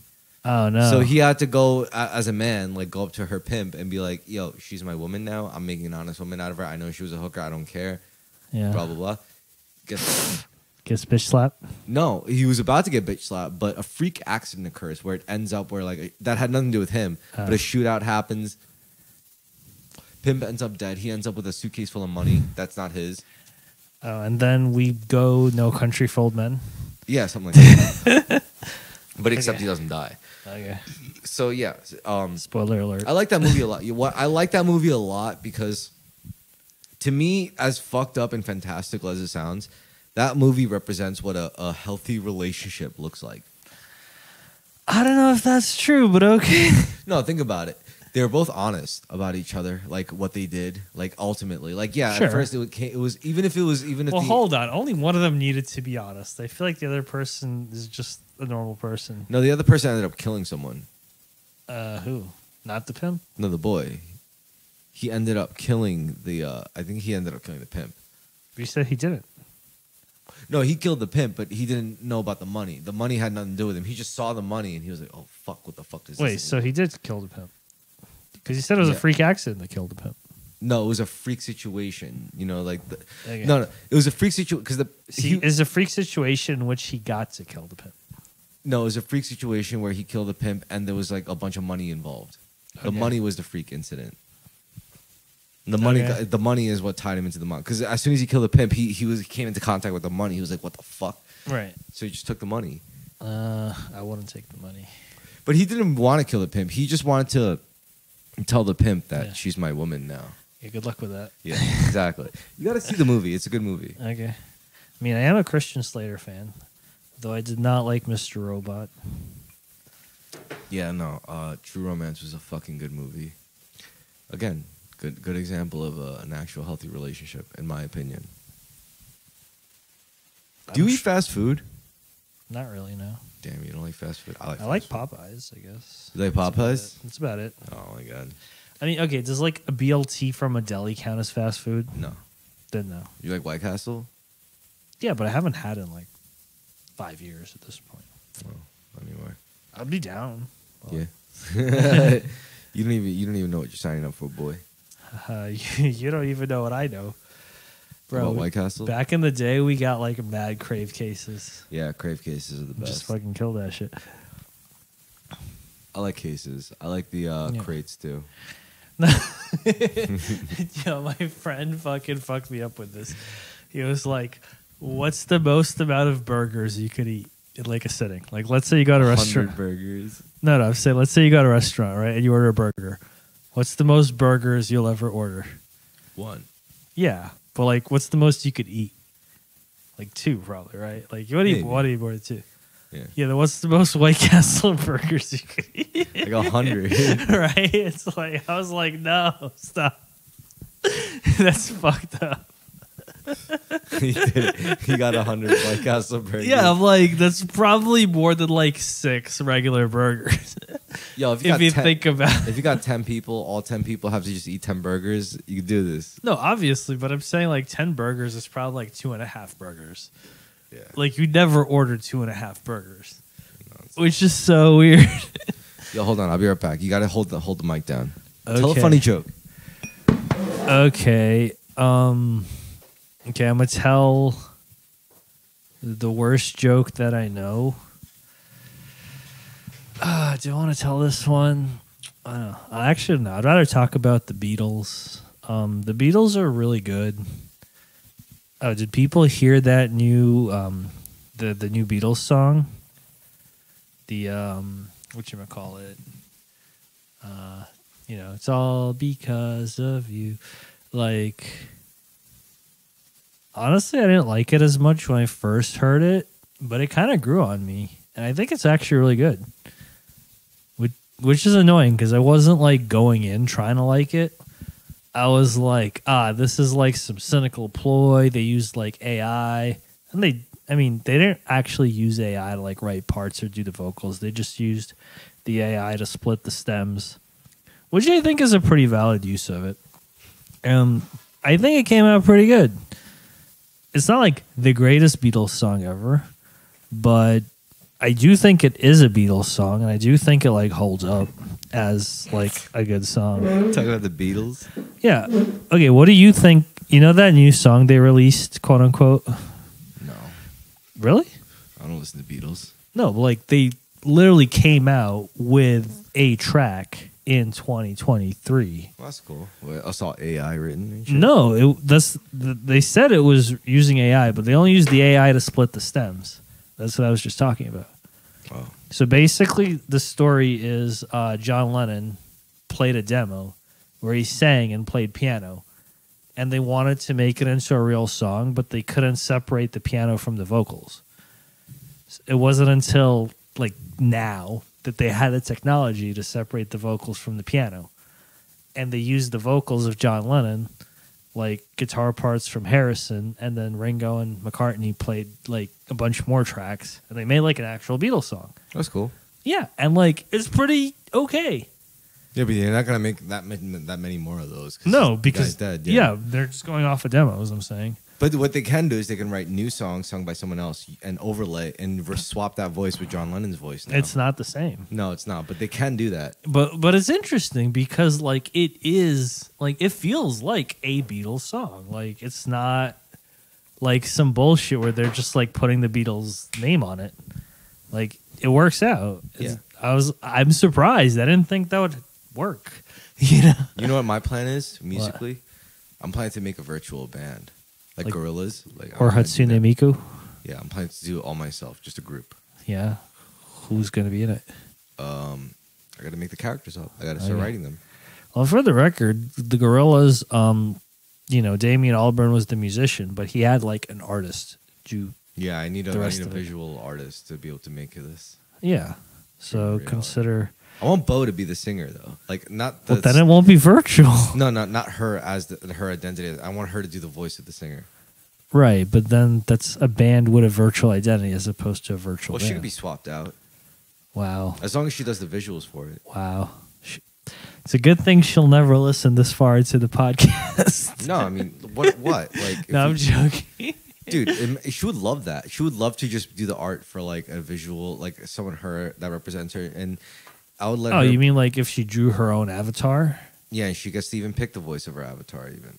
Oh, okay, that's not what you said, but that sounds fine. No, but that's what I'm imagining. Like, where at first she could do her own like avatar, because if you look at like the performances in the Gorillaz, like they've all been swapped out by multiple musicians. I'm saying like, this would be bigger than any one person. Well, no, I don't. Actually, yeah, I don't know who does. I don't know how the Gorillaz voices work now that I think about it. Well, there's the singer. There's features. The singer is always that guy. 2D is always Damien Albarn. Yeah, but then the other musicians, all of them have been swapped out. Yeah. Well, I mean, I think Damien Albarn is also a multi-instrumentalist, so he does he's a pianist for sure. So he does like play a lot of the backing stuff as well. But they also have features, like a lot of features. Yeah. So that helps.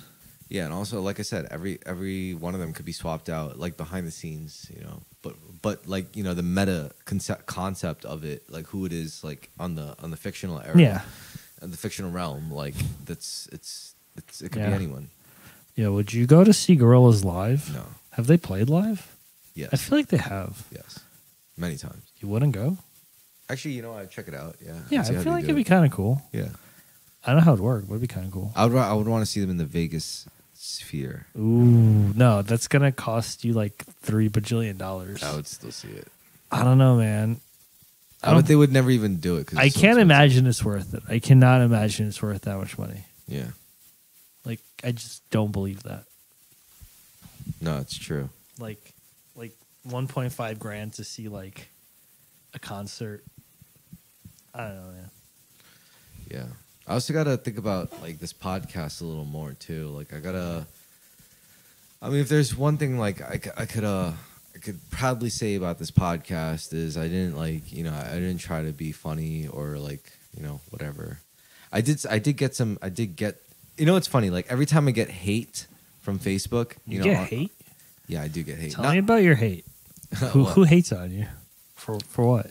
No, it's no one really like have like actual things to say openly, but certain statuses they post where it's like they talk about stealing jokes, and I'm like, yeah, I do that from time to time. I literally copy paste jokes and shit, but it's like, okay, I don't know. When it comes to the podcast, I like to say that this is the thing where I kind of do authentically for the most part. Sure, but what's the hate? Like, what do they dislike? You?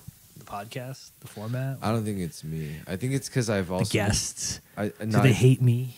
No, I want to be hated now. No, it's they hate. It's mostly the hate I get because of my activity on Facebook. Because I could. Well, that's not the podcast, though. No, it's not the podcast. But I am the podcast. So if it's me, then it's also no. the podcast. But they're not hating the podcast content. They're hating you have your status no one has content. a reason to hate on you, Dimitri. Basically, just get Wow. get that thought ever. Do you want to be hated? Do you want people to hate on you? No. So then why are you giving me stink? It's funny.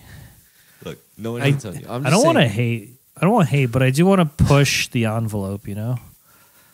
I want to be edgy and also not get hate. That's really the dream, You know isn't what you it? got to do? You got to think of it this way. Like you want to be like the white person who could say the N-word and no one says anything. Just don't think of it in terms of edgy. Think of it in terms of energy. Sure. Like think of it higher the energy. Whether it's overly wholesome where it makes the people sick, or it's like overly edgy where it makes people sick. Yeah. Like I'm just saying, like just think of energy. Like No, what's no, the highest? No, I want the balance. I want like, you know, the wholesome N-word saying. Exactly. Where like I say it and black people are like, yeah. Exactly. You want something so wholesome and so degenerate at the same time. Well, I don't even know what angle that would involve. I'm just saying, like, if I have any goal in life, it's to get away with saying the N-word in public. Really? No. I was going to say, you could do that. It's not hard. Of course I could do that. I mean, okay, I don't know if I can do that, but it's certainly achievable. Yeah. But it's still funny to say that. I don't know. Yeah. Actually, my black friend lets me say the N-word. Like, a lot of people say that, yeah. No, like in front of him.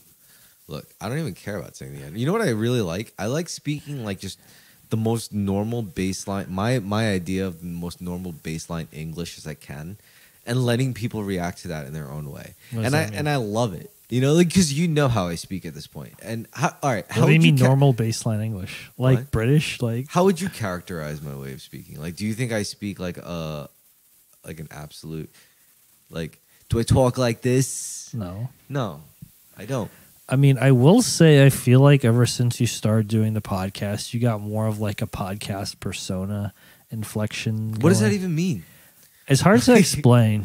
More charismatic, like, maybe? I don't know. Like more like you speak more clearly and like with diction. Yeah, because it's like a muscle, right? You exercise it more. So like the average person in a conversation wouldn't have that much like emphasis and clarity. I honestly think it's a muscle. You just the more you exercise it, like the.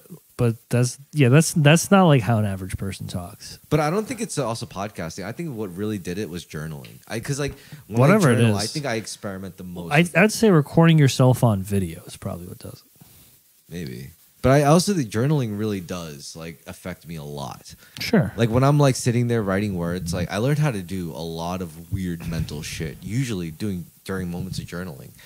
Okay. Like what? All right, let's look at the most basic thing, like manifestation. Manifesting is good. Journaling and manifesting. Okay. People have a lot to say about manifesting because, like, you know, like there's a lot of people that call it like hokey bullshit, and there's a lot of people that fucking swear by it. And it's funny because, like, you'll see people in really high places shitting on it and supporting it, and you'll see people in really low places shitting on it and supporting it. The thing about manifestation is that I think what most people don't understand about manifesting, it's the idea or the concept of self-alignment. You know all about self-alignment at this point. No, but I have some idea. No, like when I say like, you know how I differentiate, like we have 3 different existences, mind, body, and soul. We have a mental body, a spiritual body, and a physical body. Yeah. And the problem happens when they're at war with each other. If your mental body is at war with your physical body, or your physical body is at war with your spiritual, it's like if there's any kind of conflict between that trifecta, you're fucked. You know, like you're nothing's not fucked. But you're not as effective as you could be for sure. No, I think everything's gonna be fucked for you, like everything. But like I feel like most people are not in perfect alignment most of the time. I think you could live with it. That's why I think most people are fucked. I wouldn't say they're fucked. Yes. They're not great, but they're not fucked. No, most people are fucked. Fucked to me would be like dying or getting like diseased. That'll happen eventually, but like not always. Not for the most part. I don't know. Maybe it's just my own energy that attracted it, but from my perspective, I feel like a lot more people are suffering. Like they talk about their suffering more than their achievements or they do. Yeah. But I also think that's part of like a social validation thing. You know, the concept of the virtuous victim is kind of in vogue right now. But that doesn't, but like, even if it swings back to the other side, where instead, you know, you favor the powerful and the dominant, like, it's mostly going to be a lot of people playing the role, right? So, like, these days, people indulge in victimhood because society encourages it. If society encouraged the opposite, they would indulge in that. It doesn't mean they're either victims or successful. Like, anyone can be either. You know, like, no one's a pure victim. No one's purely successful. It's true. I don't know. That's kind of generic. Fine, whatever. Well, it's almost like we have to break out of our victim, perpetrator, rescuer mentality. I would agree. But that's a very hard thing to do, though. It's easier said than done. Yes. It's really easy to point your fingers. It's really easy to blame yourself. It's also easy to project your all your desires into rescuing another person who's just fucking their own shit up. Yeah. You know what the worst part about rescuing other people is? When you succeed and then they have like a good life. And then you're like, fuck. What about me? They don't necessarily ditch you. It's just like well, what hey. about you? Yeah, exactly. You? It's like, you do that to yourself, buddy. Yeah. No, I agree. So, yeah, you got to watch out when it comes to rescuing people. Well, that's how the average U.S. Marine feels, or the Army Ranger, when they come back from, like... Yeah. They're like, what about me? What about you, man? Wow. That's kind of fucked. It's true. That sucks. Yeah. Yeah. That's why the military-industrial complex is not a good thing. I don't know if anyone thinks that some of the two is a good thing. Well, there's people that join the military. Yeah, but they don't think of it as the military-industrial complex. They don't consider the military-industrial complex. Either they don't, or they're like, we're just joining the military. We're not joining... Or supporting the country. Yeah, exactly. Yeah. The country, we're supporting our boys. Right, like... I mean, I do think a military does help the country exist in the same way, you know, a lot of businesses help the country exist. That doesn't mean you can't have a pathological military or a pathological business. The question is how advanced are we as humans? Like, are we advanced enough to, like, be able to do away with borders? Yes or no? No. No? I'm inclined to agree with no. But why would you want to... Look, I said this before. There's two kinds of globalism. There's the good globalism and there's the bad globalism. And sure. They're both globalism either way, because the bad globalism is where you respect no one's way of living and all you want is everything under one standard so you can control it. And there's the good kind of globalism where it's like we recognize we're all the same species and we're all the same. We're living on the same fucking rock. You know? Well, it's all a double-edged sword, right? Yeah. Like, you know, you can have pure competition where, you know, the best gets to do... You know, the best gets all the reward. No, it never But doesn't. then that fucks just everyone who doesn't get a reward and isn't the best. Like, if there can only be one best. Also, the guy who gets all the rewards else. gets fucked over real quick too. Like, you know, it's historically Possibly, every winner has lost like real fast after. Eventually, yeah. Like, Amazon's kind of going downhill right now. Oh yeah, but that's because of Temu and Wish stuff. Not even. It's because there's like a lot of fake Chinese sellers on there. Like Temu and Wish. No. Like, those are deliberate fake Chinese. But I'm saying, like, there's a difference between paying, like, you know, $2 for something on Alibaba and paying $10 on it from Amazon to get, like, the same basic bullshit. Yeah. That's been the... Well, here's the thing. That's only now regular retailers and regular consumers are becoming savvy to that. But in reality, that's been the game for like drop shippers. Yes, and, like, people actually forget drop shippers. Real companies were doing that since like Amazon, 90s. Yeah, actual sellers on Amazon have been getting shit off Alibaba and Temu and like fucking all those sites, like all those offshore sites. They get a bunch of like parts or components for bicycling or products that you can't get easily made in the West, and they would just rebrand it and they would sell it at jacked up prices after buying a shit ton of them. You know, like No, but what was I gonna say? Oh fuck, I forgot. It's all about niching and branding and like organizing and marketing. Oh yeah, I was gonna say. Okay, you know about Sears? Yeah. Like, you know the original Sears? I'll call now. was, you know how they started? Air conditioning? No, there used to be a mail order catalog. Oh, shit. And basically it was like Amazon level, but in like a salesman shows up to your house. Excuse me, man. No salesman. Like in the 40s, like you had all the shipping infrastructure. Oh. And like you'd have a catalog, right? And like you'd call them up and order like a bunch of shit. Well, how do they Well, they failed when they didn't anticipate the web. Oh. But I'm saying, like, back in the day, apparently you could buy a house on the Sears catalog. And, like, they would deliver it to you by rail. Oh, yeah. Like, and, like, you'd build it yourself in, like, a month. Houses. Yeah. That's insane. Yeah. Like, that's crazier than awesome. Amazon. Right? Like, the IKEA house. Before modern times, you could buy a house through the mail. But they would never do that now because of they wouldn't. Housing restrictions and all that shit. Yeah. But I'm saying, like, this is what, like, we went back in some sense, right?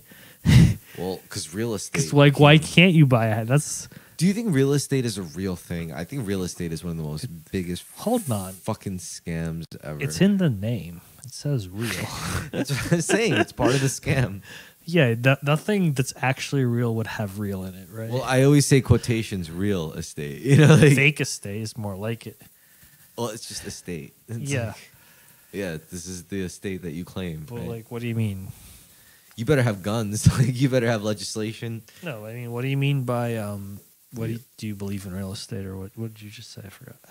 No, I was just saying, like, what is the actual sovereignty of real estate? Like, at the end of the day, like when you strip it down to its ideological core, you're like, real estate, real to whom, for what? You know, like, who is just this land belongs to you? Like, hey, listen, I bought my place.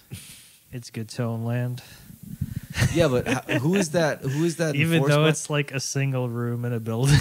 You know what the problem is? I'm still paying the mortgage. The problem is when like actual like geographical like conditions shift. You know, like we don't consider rapid shifts in our timelines when it comes to our property value and stuff like that. We don't consider the possibility that some freak shift in polarity. Hold on, we totally do. Anyone who buys real estate totally considers that. Really? Yeah, obviously. Like, yeah, there's a chance that this could just become used. The problem is it's very hard to predict, and it's very hard to think about. It's hard to predict. Okay, I'm going to say buying real estate is a little bit like getting married. Or buying stocks. No, it's not like buying stocks. It's more like getting married. Or buying a car. It's not like buying a car. Or getting married, all right. I think it's like, because it's like a very long-term commitment with like a very like illiquid, hard to transact asset. Because it's going to change. It could change. Yeah, that like evolves over time. Right? So like, maybe it's going to change for the maybe worse. Your wife is hot now and she's going to get fat in like, 5 years. Lazy. Yeah, like dry. Same thing with like the neighborhood, Less colorful or more colorful. No, and then you're going to have to like divorce her. Or maybe not. Maybe you're just going to live in the bad neighborhood. Yeah, real estate is a very shifty business. I don't trust real estate.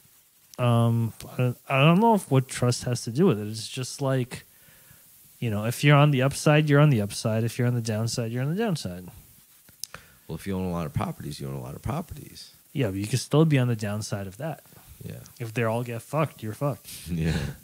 Especially like places like, I think like the biggest property trades, like the biggest fucked property trades happen in coastal territories. Yeah, sure. Like anywhere near large bodies of water, that's where the game is. That's where, like, like. Well, that's because that real estate tends to be the most valuable because it's the most restricted, but also like having water access is historically been a big deal. Yep. Right. So it's a double-edged sword. Not only makes it more valuable, but also makes it more crazy and insane. Yeah, but like, having like ports, having, like body of water access, like you could advertise it as such. We're right by the beach. I mean, it gives you a nicer view, I guess. Humans have a connection with water. That's really what it is. Water is a sacred element. Well, I think until highways, like water is an important humor. Sure. But until highways, you know, like a lot of infrastructure just literally revolved around water. And until rail. Some countries still have it like that. No, but like international shipping, right? Like if you think about it, a lot of New York's original big like economic stuff was because everyone would just park their boats there and unload. Yeah. Right? It'd be like a massive shipping thing. Yeah. And then people were like, wait, now we have to pay like tolls on the bridge and like get traffic. This is stupid. We could just go straight to New Jersey. So they all went straight to New Jersey, and now New York doesn't have a shipping industry. But we adapted and got other shit. Yep. We got 9/11. Great business. Not like that. But yeah. All right. So to close off this episode, we're going to say, as a retrospective of 2023, we can say 2023 has been a very authentic year. I think as bad or good as it was, it's been authentic. It truly has. I don't know. I feel like I'm less authentic than ever, at least according to some people. I think just admitting that is very authentic. That's a paradox. Exactly. And paradoxes are authentic, are they not? I don't know. I just think, like, for example, like, we've all wizened up to, like, the Jeffrey Epstein thing. Like, we all know Jeffrey Epstein didn't kill himself. Wait, was that 23? I feel like that was before 23. Yeah, but that was like 22. But by 2023, it's common knowledge. It's been common knowledge in 22, I feel. All right, fine. 22, 23, it's just beyond common knowledge. It's just basic knowledge. Okay, fine. Let's go with it. Okay. Continue. Also, 2023 is when David Grush, that intelligence officer, came out about UAP, unidentified aerial phenomenon. No, that's bullshit. What? That's bullshit. What do you mean it's bullshit? They're not real. What do you mean they're not real? I don't know what he's on, but there's no UFOs, dude. What do you mean there's no? You don't think there's unidentified flying objects? I mean, I'm sure they're unidentified. But yeah. I don't know if they're aliens. Yeah, but they're still unexplained by, like, the laws of physics. That I don't believe. You never saw the footage? I saw the footage. So you saw, like, the things, like, just go from underwater to above water with no visible disturbance in the surface. Yeah, that could be faked. Oh, so you don't even trust it to that Dude, level. why do so many people think everything is faked footage except actually fake footage? You don't trust the actual testimony of, like, a trained pilot, like an actual trained pilot. Why do you think the government would actually give us this info? I mean, it's not the government giving us. It's an yeah. Why do you think that let it happen? You think there's that? Yeah. Well, that's a good point. Look. So you are skeptical though that it's something. If you're that skeptical, then you acknowledge that it's still something that someone's hiding. I don't know. They might have just been making it up.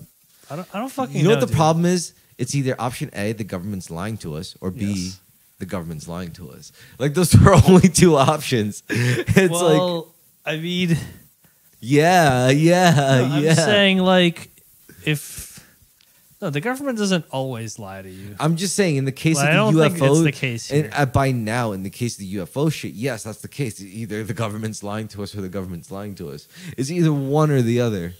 Right, but I would say if they're lying, it's because aliens don't exist. Like, it's always in the direction. Either way, it's a big fucking lie. I also don't think anyone's going to remember this in the next, 4 years. You want to make a bet? I'll remember this in 4 years. I'll bet you $50. Okay, in 4 years. It's a letter to our future selves. Yeah. Okay. 2000, what is it? Yeah, 2027. Okay, but no, here's the thing. I've done these bets before, and I feel like the problem is always the criteria. Like, it's very hard to establish what it means people are going to believe in this. Because, for all you know, you could be on, some niche Facebook group that's still, thinking about these aliens. That's true. Whereas, so we got to think of a actual hard line event. Okay, let me give you my example for it. The president has to admit, it's we've been in contact with extraterrestrial species.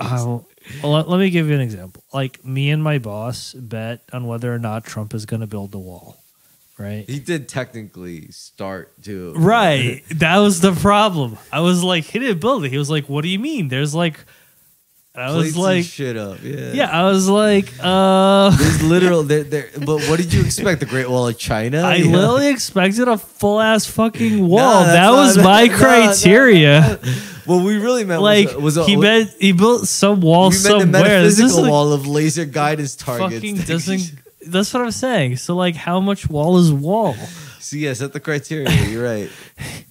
So how much memory is memory? Like I don't think we can quantify this. This is why it's not a good bet. Yeah. It needs to be like a definitive, like statement line. You know. I think within the next decade, like the president of the United States will admit. I don't think that's a good enough proof. Yes, we've been in contact with extra-dimensional species, intelligences.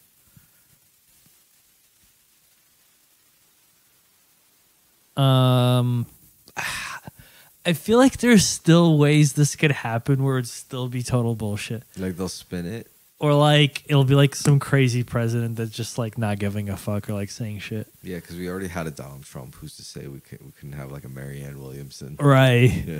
Yeah. So I don't know, man. Yeah, it could be bullshit. You never know. I'm pretty sure. It would be fun though. I think it would be more fun than this lame ass like the commie shit. No, hold on. If there was actual aliens, yeah, it would be more fun. Yeah. Whatever this is, not particularly interesting. I mean, we did have like weird shit though. Not that anything we experienced practically. You don't think so? You haven't researched any of the UFO sightings from the past? You could research UFO sightings, but that's not happening to us. Right? That's like... That's not true. That's it's just happened to research. some of us. No, but I'm saying this... Just because you never had a UFO experience doesn't mean other No, people. I'm saying like if legit aliens legitimately came to Earth, like that would... You know, like the difference would be so palpable. Like it would be like Bitcoin or like AI... Or like, you know, shit where like people want to deny it and they just cannot because like the force of the thing being real. It kind of feels just like where we're headed moving towards at it. now, though. No, it does not. Doesn't? No, I see no difference from the aliens. Damn. I kind of see it. I kind of feel it. Like AI, as much as I don't like it, has a real impact. Also, that's another thing. AI to me is that's a 2023 thing, yeah. But that could be considered an alien force to me. Okay, but now you're just getting like stretchy with the words. I mean, look, if an AI if we truly do achieve AGI as a species, that'll be very extraterrestrial. You know, that's like look, I don't think we're gonna achieve AGI in this wave, but I do think the wave that we have now is like a legitimately, you know, real, useful thing. I'm not gonna say useful in like the good sense, but like it has utility that is beyond that which we've had before. You know what I mean? AGI would be what AGI is not happening. No, it's not happening. No. My theory is that AGI cannot happen because the AI does not have physical bodies. I think way more of our intelligence is tied to having bodies and like being able to work in the physical world than AI researchers kind of acknowledge. Have you ever had a near-death experience? Sort of. I don't know. Not really. Do you ever see accounts of near-death experiences? Yeah. What about them? What did you think of them? I don't know. Not much. Sucks, I guess. Yeah. Good they're alive. I mean, it's like they all seem. You know what? I want to know. Like, what if some of them are say stuff like, "I saw hell," "I saw like demonic like land." Oh, those. And they just like don't show those on YouTube. Like, but then there will be more people that will post that like on their own. But so it's like it makes me wonder. You know. I have no idea. Anyway, for all you folks listening, look up near-death experiences. Like look up the people who were like literally a hair's width away from death. And well, okay, you're not talking about like dodging a bullet. You're talking about like comatose. Like they had a heart attack. Yeah. And they were in the Yeah. ambulance. Like, not like, oh, like I almost got shot. no. Like they Okay. actually got shot and they're like bleeding Yeah. out, and Okay. they're like, Okay. That's oh. what you mean by near death. Yeah. And like their experiences. I was in that. talking more about the former, but that's No, I was fine. talking about actual. Apparently, I had a near-death experience like that where I flatlined, but I was too young. Oh shit. So I was pissed. You know, like when I realized. yeah, the you were denied the spiritual experience because you couldn't. Or I had it and I just was like a baby. You know, like I was like a little Right. toddler. Yeah. Maybe that just caused you lifelong trauma and you just don't know. Or maybe it just primed me in a different way. I don't know. Yeah. Same Programs difference. me. Anyways, let's look out. Let's do one more prediction each for 2024. I predict. I predict people are going to get more spiritual in 2024. I'd have to think about this. All right, so I predict. While you think about it, I'm saying people are going to get more spiritual. I think not in like the same way I say it or the same way other people say it. I just think in their own little way. They're going to figure out they're going to make a meta narrative for themselves. And I think it's going to become more apparent how important that is for mental stability, you know, just in a material sense. Who do you think is going to win the presidential election? Donald Trump. Yeah. Yeah. Not Biden. No, I'll be surprised if Biden even lives that long, you know, like to the next I'm still surprised Biden lived this long. Exactly. Like, I don't think he's going to fucking win a No, president. at this point, I think Biden being senile is a conspiracy. Yeah. Like, because he has lived too long for it to be. He's just an android at this point. Like, I don't know. I don't know what they might just be like putting that on just to like fuck with the public. I think Trump is going to win. Like, if it's an honest to God election, I think Trump's going to win this time. Wow. Okay. Well, I'm still voting for Marianne Williamson in the primaries. Sure. Yeah. I want that Orb bitch to win. I would be very surprised if Biden didn't win, but I am not good at predicting these things. If Marianne Williamson won, though, that would be fucking hilarious. That would be so funny. I wouldn't be surprised if Biden lost, but fuck, it could be to Trump. I cannot predict. Either way, I'm not going to care much about it because I think that's going to make me crazy. If I care any bit about Oh, it's just interesting because that is the election year, right? Yeah. Yeah. 2024. Yeah. It's the year of insanity. Like, I'm not going to care about this election. I cannot give a fuck about this election. Well, I'm not saying I do or don't. I'm just like, you know, for doing predictions, that's like the big one, I feel. Unless we're getting like 9/11 too, or coronavirus 7, or like. No. I think we're done with all that. I think now we've gotten to the point where like the people are killing themselves pretty efficiently. Are they? Okay. Anyway, we love you all. Thanks for joining us for this episode of the podcast. You got any closing statements? All I say is be good to yourself, be good to other people, be 49% service to others and 51% service. No, it's 51% service to others and 49% service to self. Okay, I'm gonna say if you're gonna nut in your mouth. All right, good night.